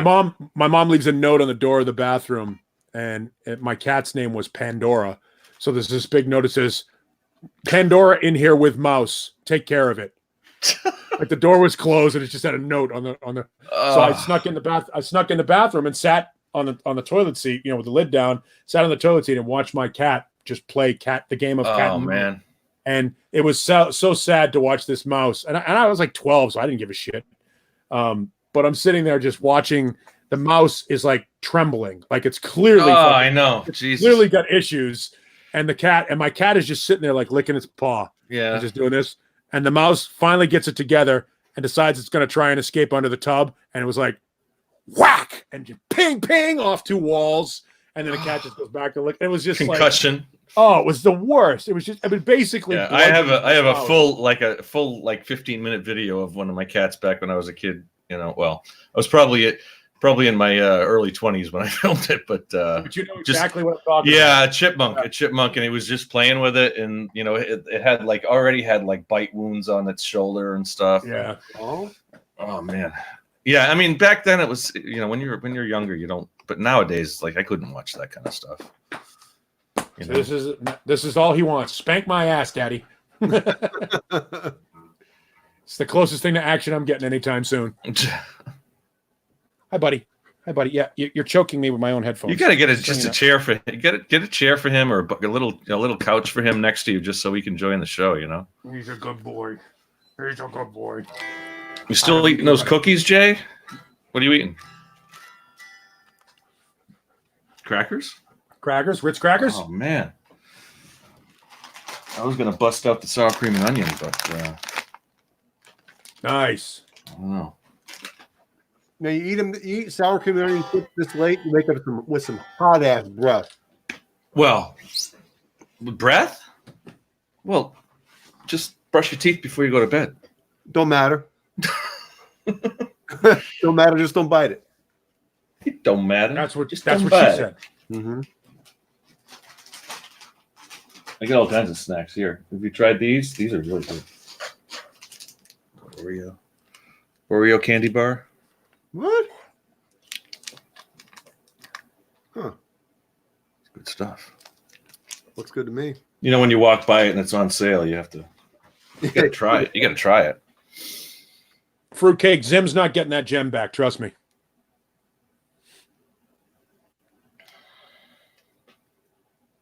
He can't afford it. He can't afford it. He can't afford it because he's on welfare. He is welfare. He didn't get none. And your father is an alcoholic. It's funny how that shit just comes right back. You're an adult. You're a grown-ass man. And that's what you reference. Mm-hmm. Do you know how to amortize a mortgage? Nope. But I can tell you what Aunt Bunny is trying to get me. Bunny. Oh, it's great. That's a fire. Get away from that. Roll Charlie around. He just get a whole 2 gallons of gasoline. We're gonna build out that fire. What movie is that? It's Raw. Or Eddie Murphy? It's Eddie Delirious, Murphy? I think. Yeah. It's like Ow! He bit my wrist again. McDonald's. I remember McDonald's. What was the other? It's McDonald's. hot in here. Was it? It's hot in here. I don't know what time it is. Better than McDonald's? I'm tired and I don't know. I'm cold. I'm tired. Yeah. It's cold in here. Turn on the what time is it? Yep. Man. Back when you used to hear about that from other kids in school, and then you'd always be like, it would be, for me, it would be a long time before I'd ever see it because, I would never watching rated R movies. I don't know. But all your friends were talking about it, and I was out of the loop when I was in 5th grade, and people were talking about that shit. Fun fact, my mom used to steal all of my, Eddie Murphy and Richard Pryor records. I would go buy them, and then she'd hear me listening to them. And next time she had a party, she'd come into my bedroom and fucking steal my records. Jeez. Yeah, well, she did. So she'd be playing them for all of her friends. What are some of your favorite comedy records? I mean, look at Jeff T. Goonie Goo Goo. Goonie Goo Goo. What the fuck does that mean? What the fuck is that? That's mean? Another Eddie Murphy. Goonie Goo Goo. One of my favorite records, favorite comedy records is, and I apologize for the title of the record, but Richard Pryor's "That Nigger's." Don't say it. Yeah, you probably shouldn't say it. Yeah, that's what a great record. Yeah. Pryor was amazing. He was like one of the breakout, legendary shock comedians, from the 70s and 80s. It was a brilliant record. One of my favorite bits on it is when he's talking about how when you get drunk at a bar, and I goes, what you mean I'm drunk? You didn't say that an hour ago when you were selling me that shit. And George Carlin's takeoffs and put-ons was a great one. Carlin, Bill Cosby, the Richard Regan. Pryor. Anything by Brian Regan. Brian Regan can work clean. Brian Regan is one of the only comedians in the world that can go on stage for an hour and a half clean and have you doubled over in laughter. Just a brilliant comedian. I like Brian Regan. What year was it? Probably back in maybe 2001 or 2 or 3 or something like that in Poughkeepsie, New York. And he was awesome. But there was this table to the right of him that wouldn't shut up. And he finally called him out. He was like, hey. Like heckling him? Or? No. They were just having their own conversation. Just wouldn't shut up, yeah. 2 women at this table. Why are you even at the show then? Right. Yeah, basically he's like, hey, you guys want to shut up? I'm trying to do an act up here, blah, blah, blah. And finally, they didn't give a shit. And they escorted them out. And everybody was pumped. Yeah, jeez. The whole crowd will get behind something like that. Yep. One of my favorite things that he ever did. Regan. It's not even the fact that it is funny. But when you think of like what it is, like think, you know, his whole one of his records is called like "I Walked on the Moon," right? Isn't that the name of one of his? Yeah, maybe. So he's basically saying like, if you're an astronaut, you know how everybody goes to like a big party and everyone has these stories of like, oh, I did this and I did that, and then the next person goes, oh yeah, I went to so and so and I did this. He's like, if you're one of these astronauts that like went to the moon, he goes, whenever all this shit's going on, back, you wait till everyone's done, and you go, I walked on the moon. That's all you need to say. It's like that's it. I like that, and one of my other things that he does is because we do it all the time when people are talking about how hot it is here in Arizona. So we just look at each other and go, "The big yellow one is the sun. Oh, the sun. It's the sun. Are you okay? Are you retarded? Are you okay? Right. The big yellow one is the sun." And the bees, you know, when a little bee's chasing you, people think you're waving at them. Oh, it's a bee. I love that. Oh, the one where the guy goes, he calls the wrong number, and he goes, he doesn't get a question. Is this 556-2687? No, this is 713-4169. You weren't even close.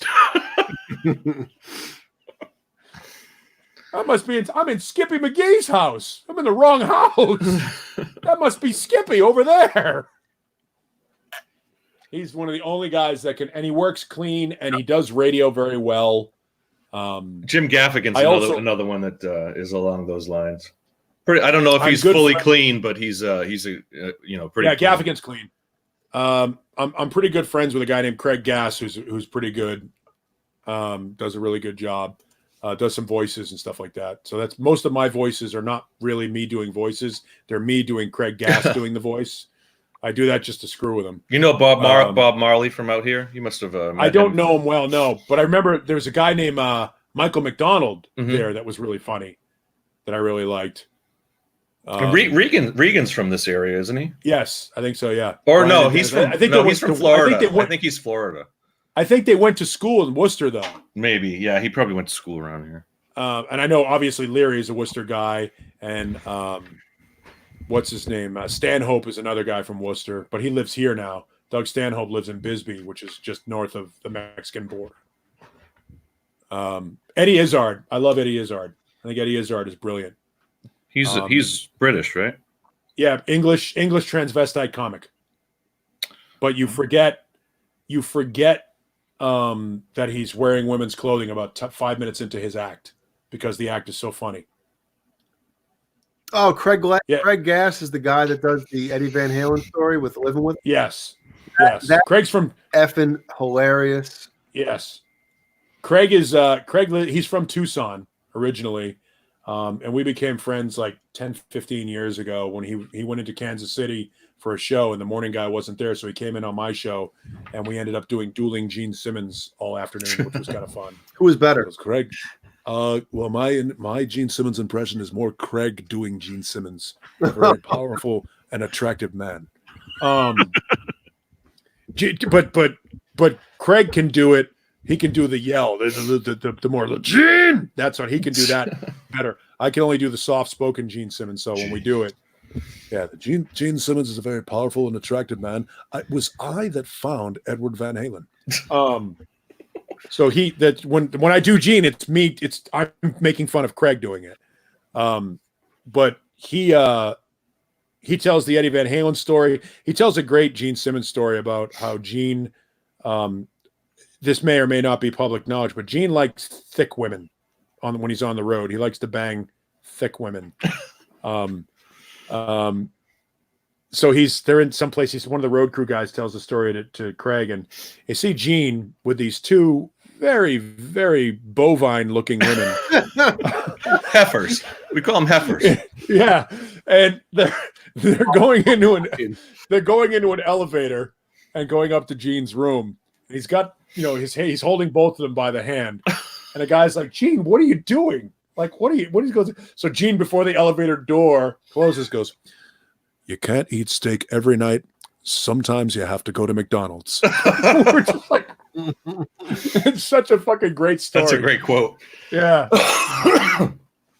So yeah, Craig has great stories. Craig is one of those guys that ends up in famous places. Like when the Cubs won the World Series a couple of years ago, if you look for it, there's this scene of like all these famous people are sitting in the front row at Wrigley Field. It's like Bill Murray crying, Eddie Vedder crying, and Craig Gass behind him. Like I'm like, Craig, where did you get those tickets? How did you get there? Craig partied with like Guns N' Roses and shit before they were famous. Like he's one of those guys that's always like 5 feet away from fame.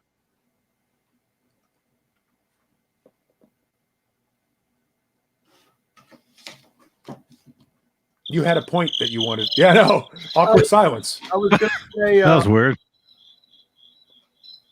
Yes, Gene invented fat girls. The fact that those girls heard him say that, and they still went. They still banged him.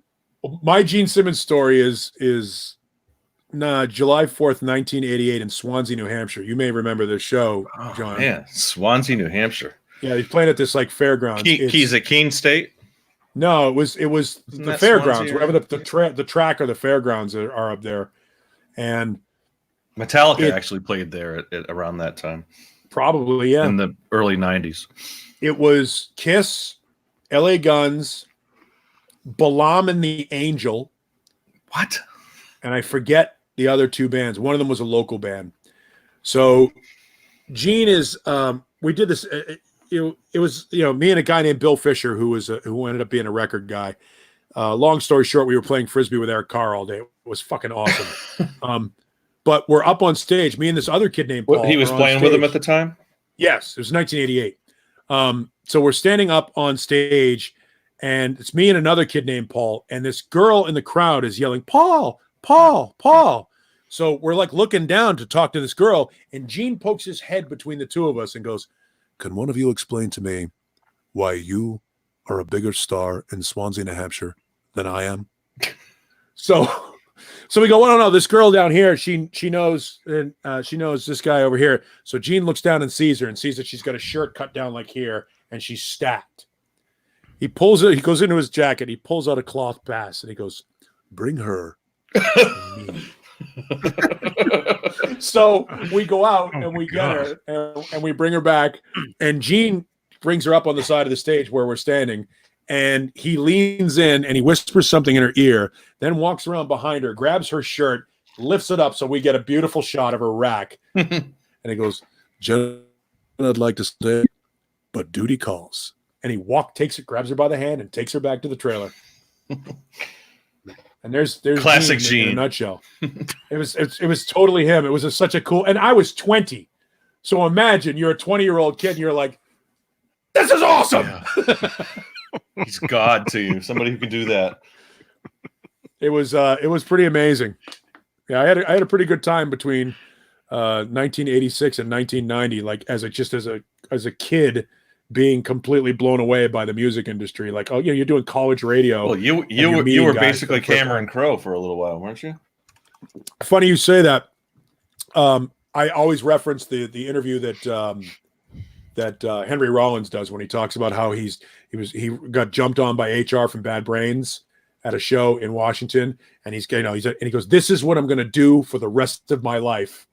That was quickly at 18, 19 years of age. I was like, "This is a good deal. I want to do this." Yeah, it's a good way to make a living. So, wow.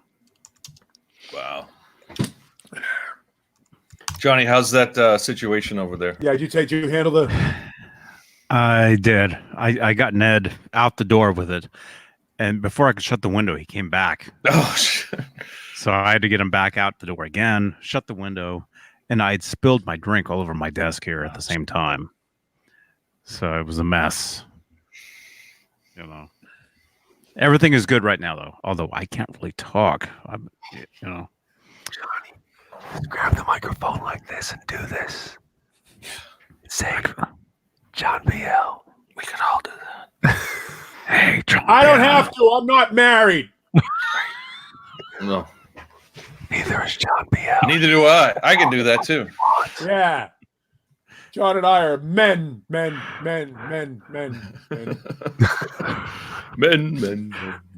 Oh, I have to talk like this.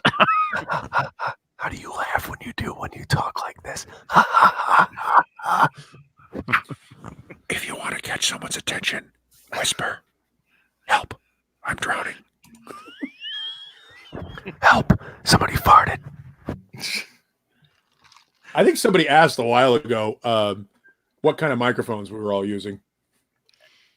Yeah, But we ignored it. That. Yeah. We ignored that question. I have a blue Yeti. I have a blue microphone. Is that like a USB mic you plug right Blue into your series. USB. Yeah. Paul's got an RE20 Electro voice. Yep. RE20, best mic ever made. Michael. So universal. Hi, how are you? Hey, I'm good. I'm good. How are you? Michael, what kind of microphone I'm are you doing using? okay. I just want to say that I'm getting ready to go to sleep, and I want to wish everybody a good evening. Please respect Johnny and keep your fucking mouth quiet. Oh, man.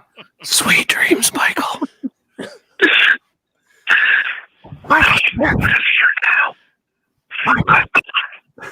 Good. This is the what is it, ASMR? ASM Smith. Oh, it's so beautiful. That was Michael Smith. Keep your fucking mouth shut. Beautiful. Thank you, Fruitcake. Good night, Thank you again, Fruitcake, for the shirt, and thank you for watching the show tonight. Thank you for everything. Good night, Fruit Take. Fruit Take. Good night. Fruit take 2. Fruit Take Coney. Fruit. Toot Freak. Toot Freak Coney. Root Fake. Oh my god. Well, thank you all. I still have to finish the drink, boys. Are we done? Finish your drink. I mean, I can't talk, but Well, it's 3:26. Let's go to 3:30, and I think we'll be good. 4 minutes. It's a long show. oh wow. Yeah, we're at 3:16:45 right now. My Little Pony. What is that? Cameron Brown is going to be coming on the show pretty soon to show us some shit. Thumbnail. Yeah, how's that going, Jay? Have you? I know you took a lesson with him the other day. It's so weird, man.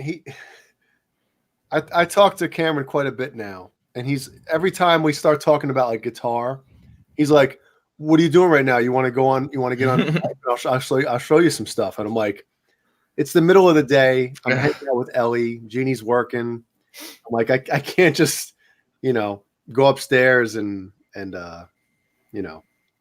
put my attention on it." But super cool dude, and obviously a great guitarist. So, yeah, that's a great guy to take lessons from right there, man. That's really cool. but it was weird, like for all the sports fans out there, you hear, a lot of these guys when they win an award or something, they're always like, "Oh, it was so humbling." Like that's the opposite.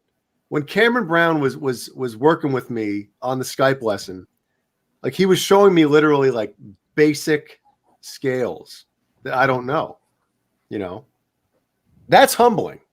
When you've been playing guitar for as long as I have, when somebody is teaching you stuff that you should have learned years ago, that's humbling, But you're capable of playing stuff like that. That's I mean, you're full. I mean, and you've been playing stuff like that. You just didn't know what you were playing. Yeah, I don't know what I'm playing because I just basically just using my ears to find the notes that go together. Yeah, exactly.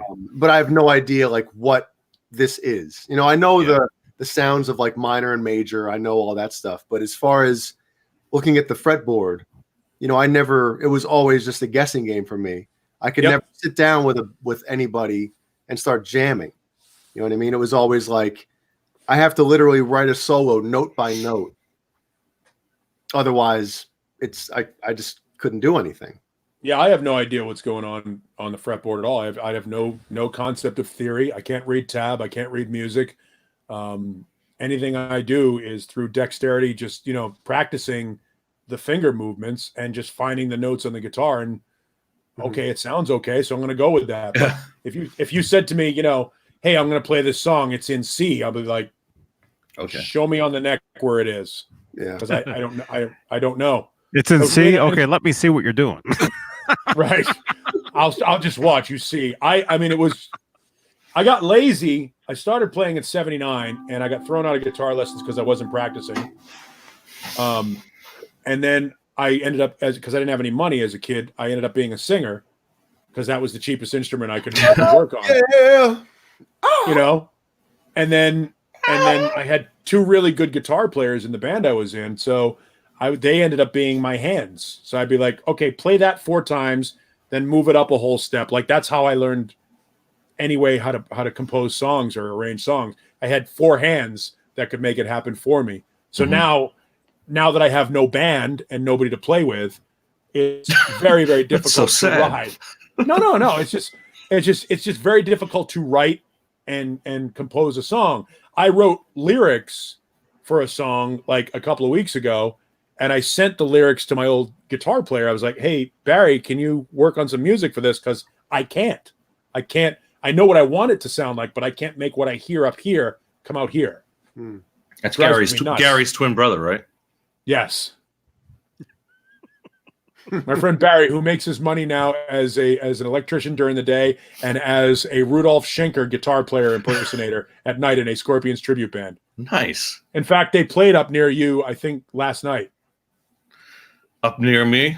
Yeah, they're called Black. The band is called Blacked Out, a tribute to Scorpions. Yeah. Oh. So, I was not aware of that. I missed out on that one. I think they played in Lowell or Lawrence or some shit. Yeah. Well, I'm still in the infancy of as far as learning scales and all that crap, the pentatonic scales and stuff. But Paul, I got to tell you, I was telling these guys last night, I was on, with Johnny and Dave on Friday's show, and the night before, or was it 2 nights before, whatever it was, Wednesday or Thursday night, whatever it was.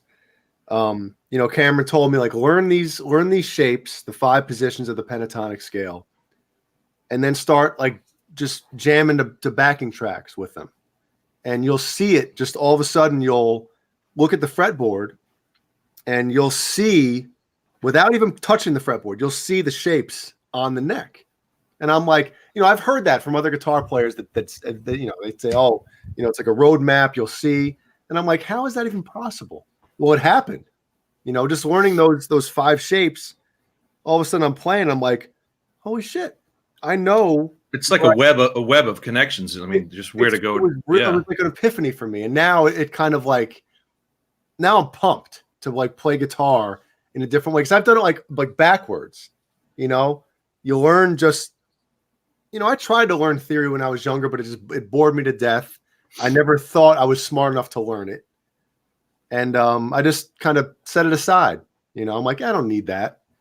And now it's like, I want to learn it, Interesting. I think I don't know if I ever relayed this to Johnny. I might have relayed it to Johnny, or I might have done it on the show before. I had a moment in like 1985 where it all clicked. It's the strangest thing. And I don't know if any of you guys have ever had this moment.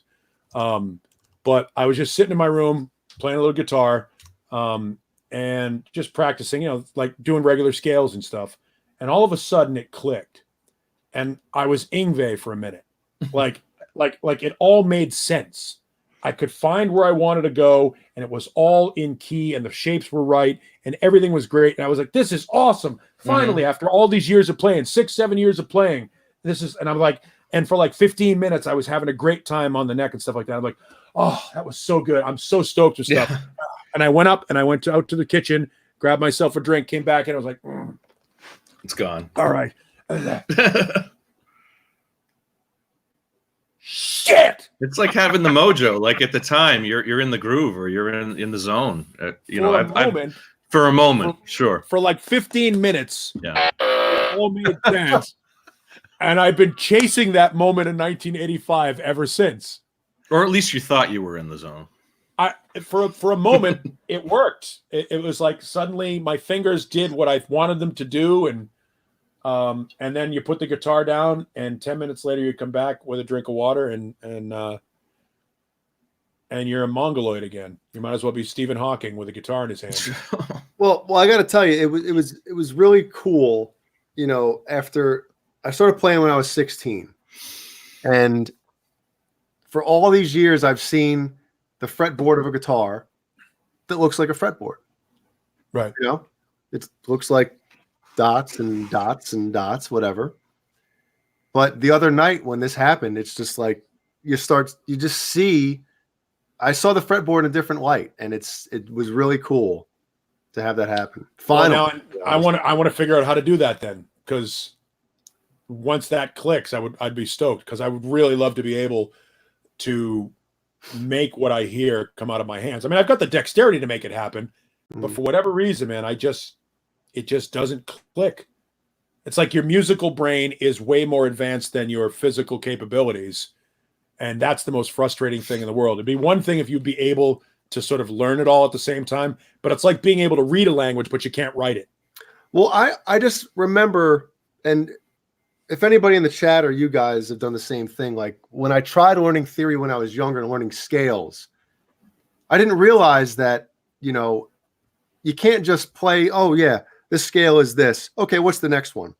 Okay, all right, that's the next one. Now the next one. You can't do that. You have to literally like play these things until it's like sickening to play them. So it's burned. Yeah. That's the key. You have to be obsessed with like getting, because I didn't learn like all 5 shapes at once. You know, the first one everybody knows, you know, that's the basic, you know, first position like the pentatonic fret.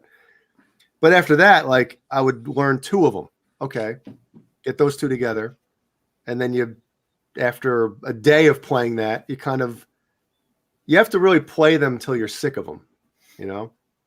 And I think that's it's the muscle memory. You get your hands into so that but that's it's interesting. You can do the muscle memory part of it without knowing the theory or knowing the shapes, right? You know what I mean? Like you know the first way to play the major scale, and then you play the second way, and then you know what I mean.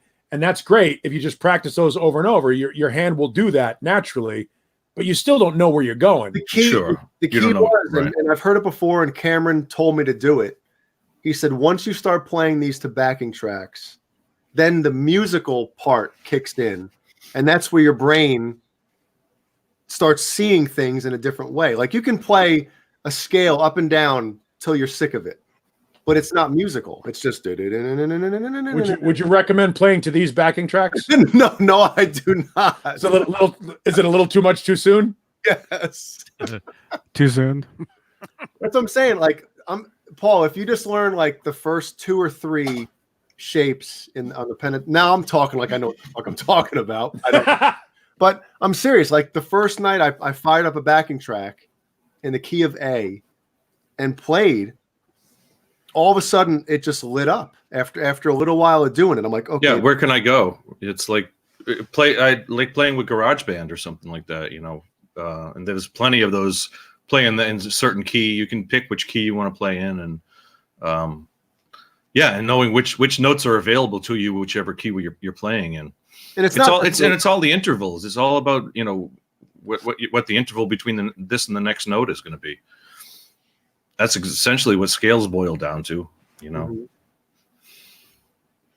But it is cool. And after all this time of playing, like I said before, it's neat to kind of like play music in a different way that I've been playing it for, you know, the majority of my life.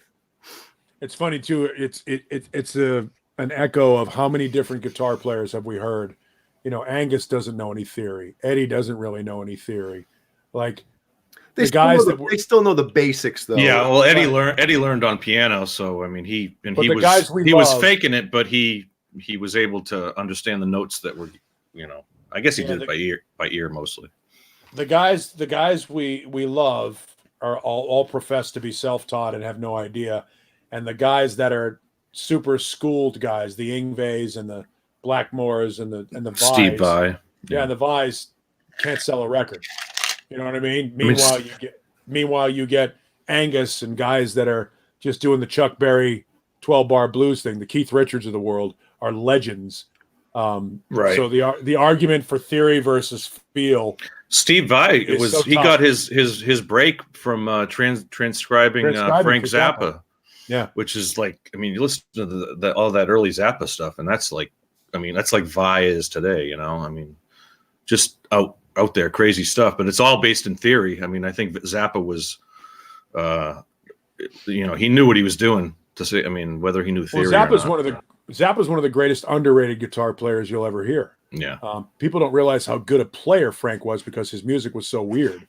A lot of jazz, a lot of avant-garde, fusion. Yeah, it wasn't commercial in any way. It wasn't commercially viable stuff, but it was very, and writing that stuff, transcribing great. what you hear and putting that down on a piece of paper, that's a skill too in and of itself. That's being able and anybody that does that, people are doing that, writing for Guitar World or whatever, when they're transcribing all these, back in the 90s when they were releasing all those solos in Guitar World magazines and that kind of stuff. People were sitting down there listening note by note and transcribing all that stuff, which is crazy. Yeah, single notes is fine, but once you get into like these super duper chords and weird stuff. And, the jazz stuff. Some guys can hear a chord. A power chord's one thing. Like we all know what that sounds like. But when somebody plays some weird ass chord and they can hear the individual notes and like, oh, that's a E whatever. I don't know what the hell I'm talking about. E7 sus5, whatever the hell. I don't even know if that's a thing, but if it is, some people can hear every single note in a chord. Mm-hmm.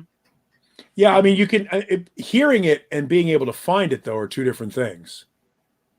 You know what I mean? Like you can, like I listen, like what's one of the things I like to do when I'm listening to music that I've heard a million times over is like listen to what Entwistle was doing in a Who song, or listening to, what Brad Whitford is playing in an Aerosmith song. Like try to single that stuff out within the recording. What or a Malcolm Young or something like that. Yeah, what the rhythm guitarist or the bass player is doing. Yeah. And that does give you. They're following theory more than anybody, more than a guitarist is. The rhythm guys are following the theory, whether they know it or not. Right. Well, that brings us to 3:41 a.m. now. Yeah.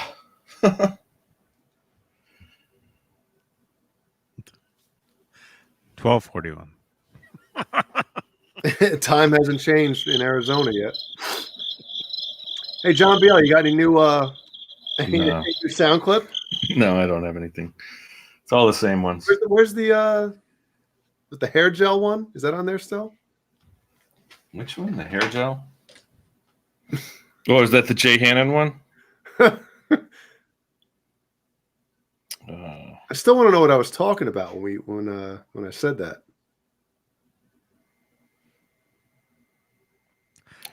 Play some Nesdolls because so he gets pissed. Oh shit! What are we on? 2? Yeah, push something. Well, I got everything on mute right now. Hold on.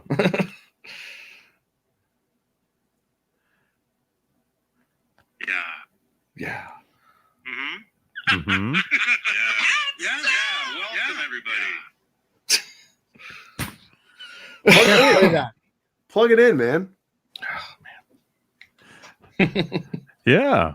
Mm-hmm. Yeah. Yeah. Okay. Sure. Yeah. Yeah. Welcome, everybody. What makes us different than any other band? What makes us different than any other band? We're Van Halen. Who was that? Yeah.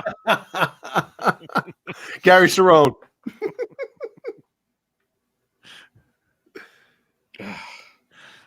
I didn't realize it was so late. Howie the Dalmatian going into gorilla mode. What? I don't know. Gorilla mode. I don't think we've heard that one yet. No.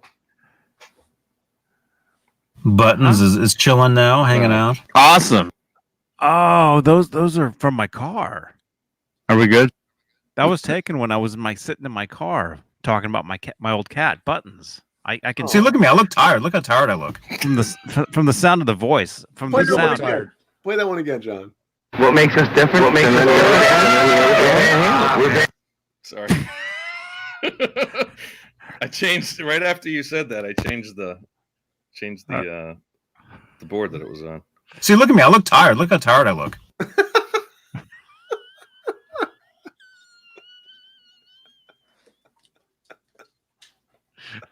I gotta find the Dave one. Why would anybody have that recorded? I don't know. Why can't I find any of the Daves? I'm not gonna lie to you. I gotta go to the bathroom. I gotta go to bed. So I think I'm going to sign off Very because cool. you don't want to deal with that. Good night. Ah, that's really funny. Thank you, David. Squeeze your balls when you're watching us. What? That seems inappropriate.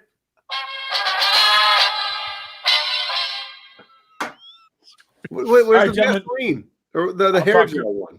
Oh, I'll talk to you later. Good night. Good night. Later, Paul. Good night, Paul. Congrats on the gem. I don't know why I can't find any of Jay's. Well, I don't want to bring the show down. See, I gotta set up a new A new bank. if I'm gonna do it. What are you doing this off of? Your phone? What kind of bank is this? Yeah, Sperm bank? it's called what's it called? DJ Soundbox. Very cool. It is very cool, Dave. It is. I do. Oh, I'm fogging up again already. Look at that.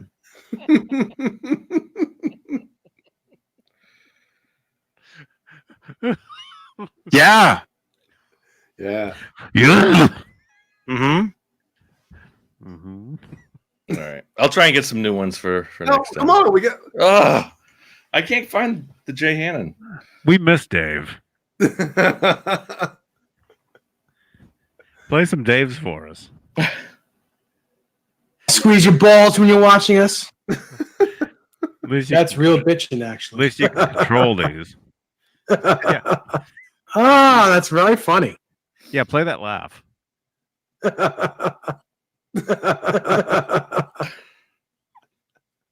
That's real bitching, actually. That's so cool. Are we good? If somebody pays me $500, I'll call Nesdal on the air right now.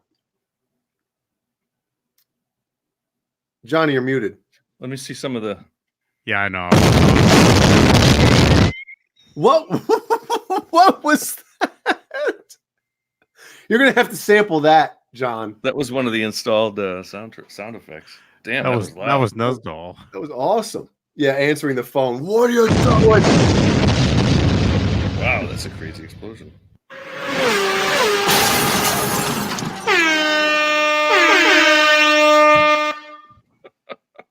I love that. That one's funny. Bang.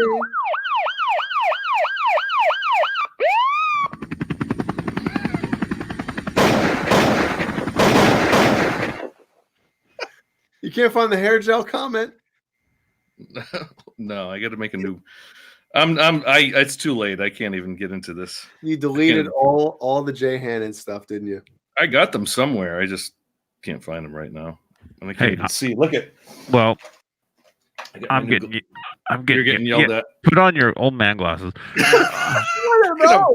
Wait a minute. They're reading glasses because I can't see shit. Now I can see everything. I can read these. I couldn't read them before. Yo, we're on the Johnny Bean show.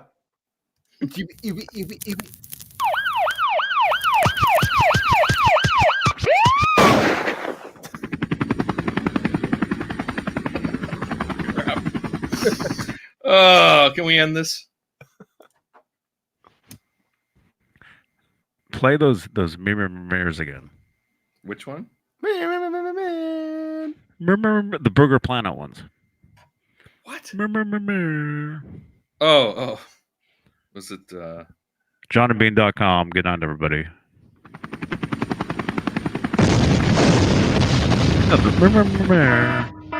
No.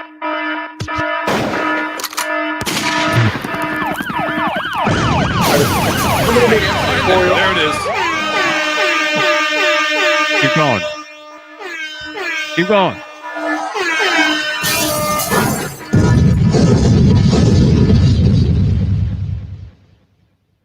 He said, "Keep going." Good night, everyone.